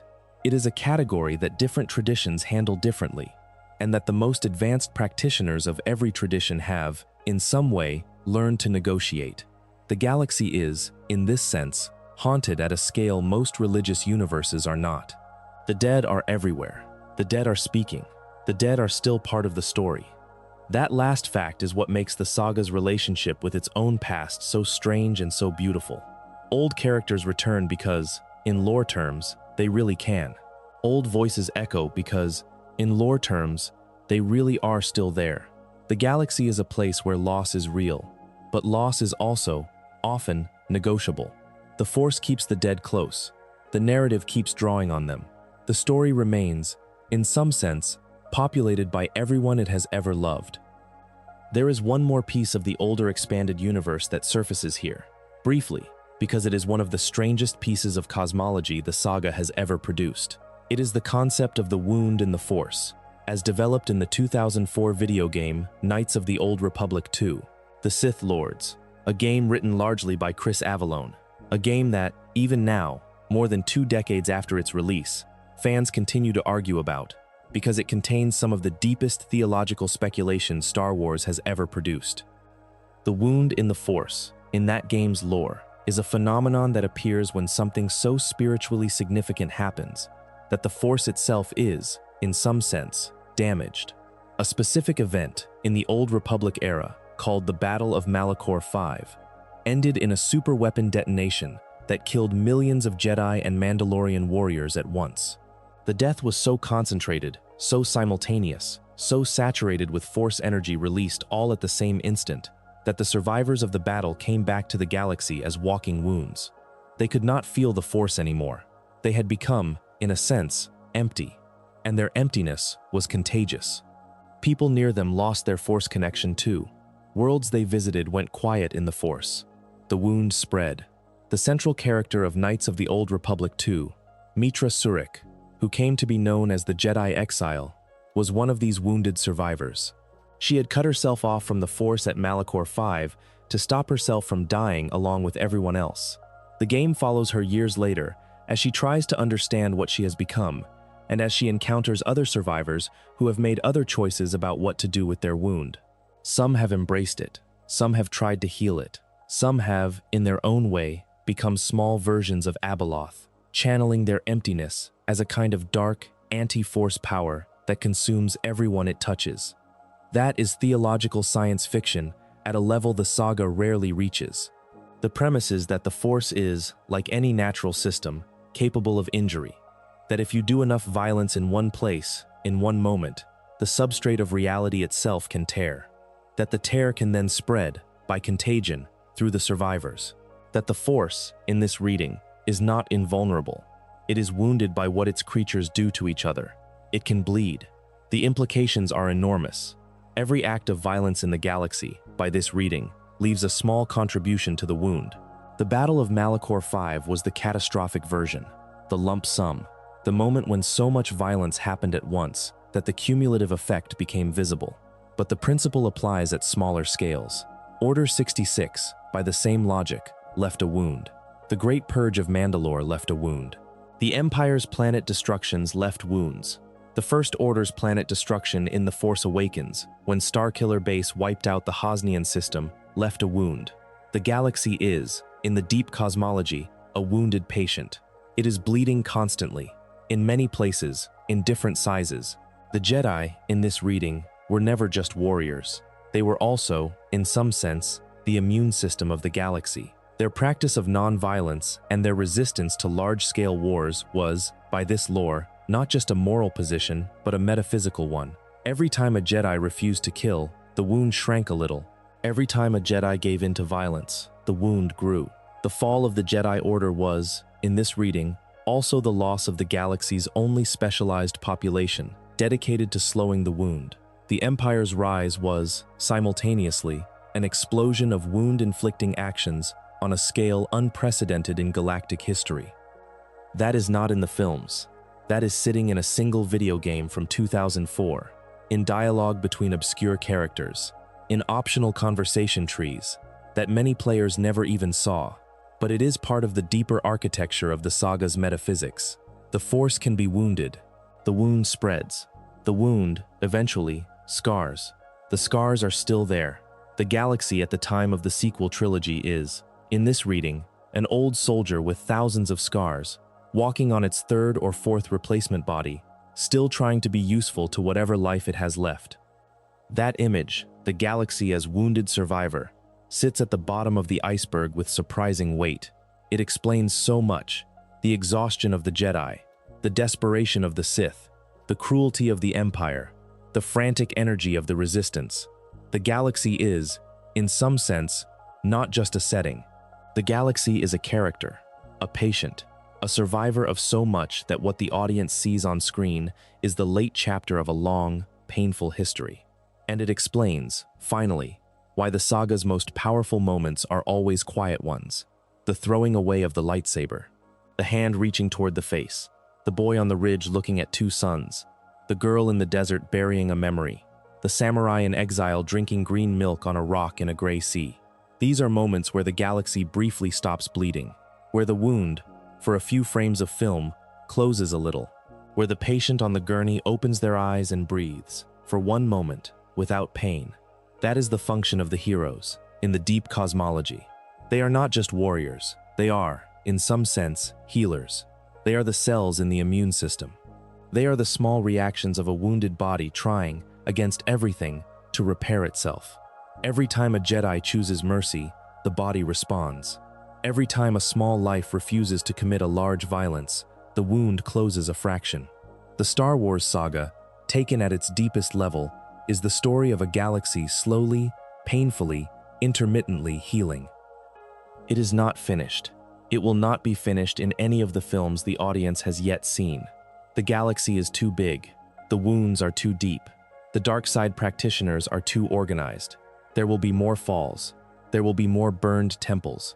There will be more children dying in masks they did not choose. But there will also be more lightsabers thrown down, more hands reaching toward faces, more small acts of refusal that, summed across centuries, keep the galaxy breathing. That is what the Iceberg is, in the end. Not a list, not a ranking. A demonstration that the saga's depth is, at every level, in service of the same project. The slow, patient, ongoing care of a wounded universe by the people who happen to live inside it. When you sit with this fully, the entire saga rearranges itself around you. The Death Star is no longer just a superweapon. It is, in the deepest reading, a needle the wounded galaxy briefly stuck into itself. The Jedi Temple is no longer just a building. It is, in the deepest reading, a bandage that the Order had been pressing against a wound below it for centuries. The throne room above Endor is no longer just a setting. It is, in the deepest reading, the operating table where the galaxy's worst infection was finally cut out, by a son who could have killed his father and instead refused to. The cosmology rearranges around its quietest gestures. The biggest moments are the smallest ones. The smallest moments are the biggest ones. That is how myth works. That is what this iceberg has been showing, all the way down.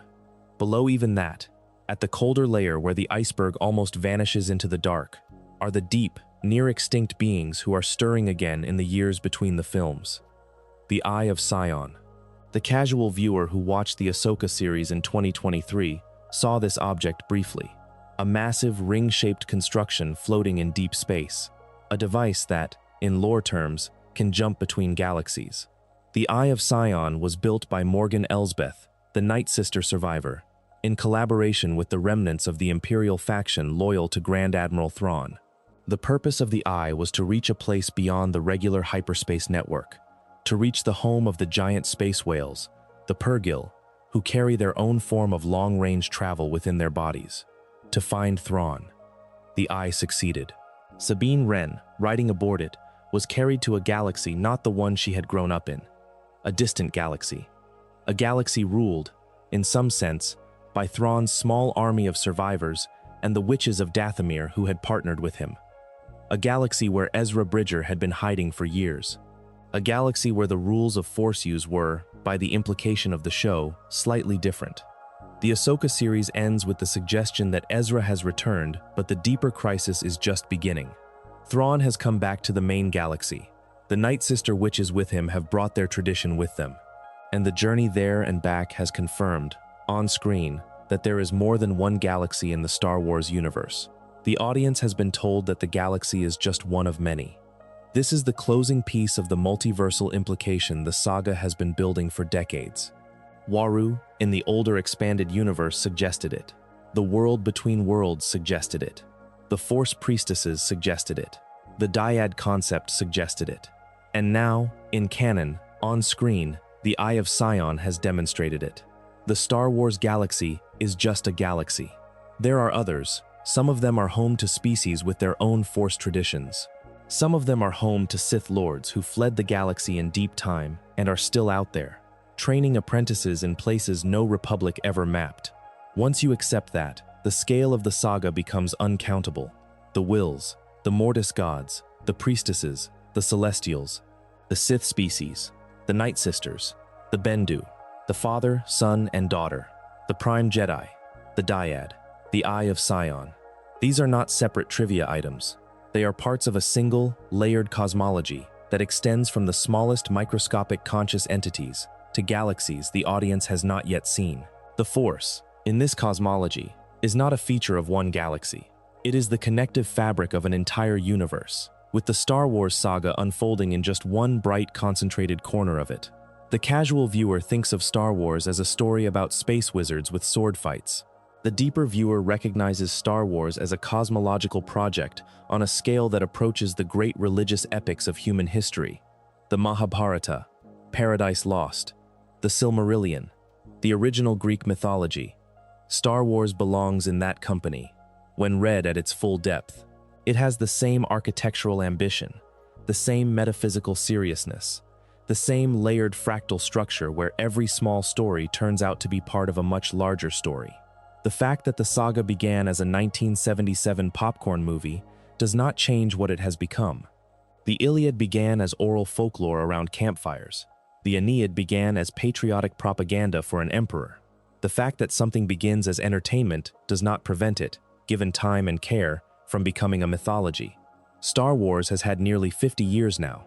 It has had hundreds of writers, animators, novelists, comic artists, video game designers, voice actors, and fans contributing to its texture.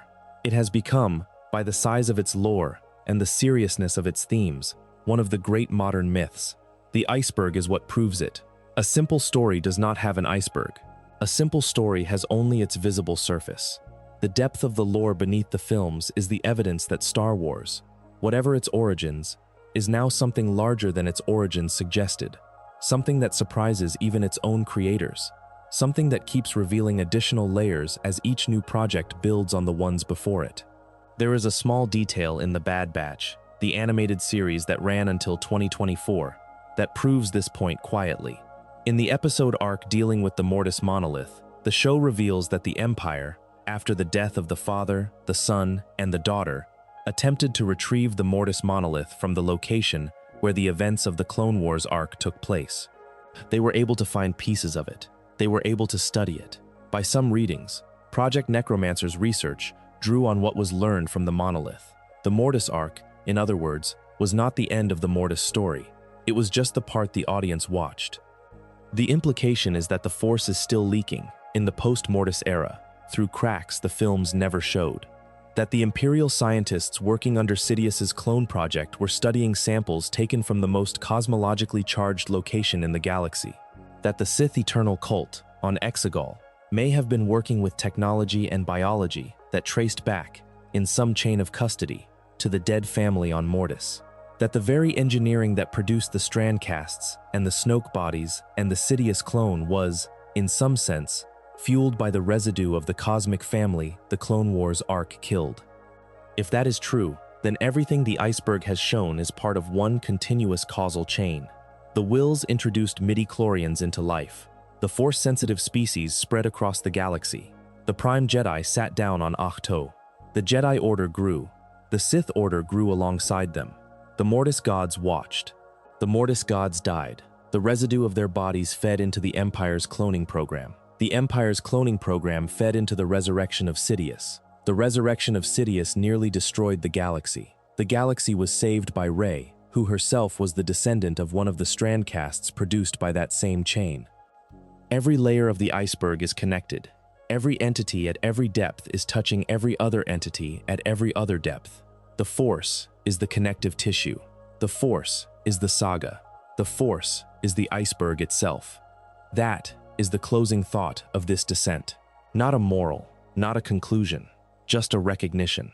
The galaxy you watched on screen, all those years ago, when you first saw a boy stand on a ridge above the Tatooine desert with two suns setting in front of him, was always part of something much larger. The simple story you watched was the bright tip. Below it, in the dark water, was a cosmology vast enough to contain you for the rest of your life if you wanted it to. And it is all still there. The deeper you go, the more you find. The films are the surface, the shows are the next layer down. The novels and the comics and the games and the dropped ideas and the abandoned drafts and the fan theories that occasionally turn out to be correct are layers below that. There is no bottom to the iceberg, exactly. There is only the cold, quiet point where you, eventually, choose to stop descending. Not because you have found the end, because you have found the place where you feel like staying for a while. The invitation at the close of this descent is simply that. Stay. Sit with what is here. Let the cold water hold you. The galaxy is patient. The Force is patient. The deep beings sleeping in the rocks of Atollon are patient. The Wills, embedded in your cells if you happen to be a Force-sensitive being, are patient. The Prime Jedi, in his mosaic on Ahch-To, has been patient for tens of thousands of years. You are allowed to be patient with this story too. You are allowed to keep watching. You are allowed to read the encyclopedia entries that nobody else reads.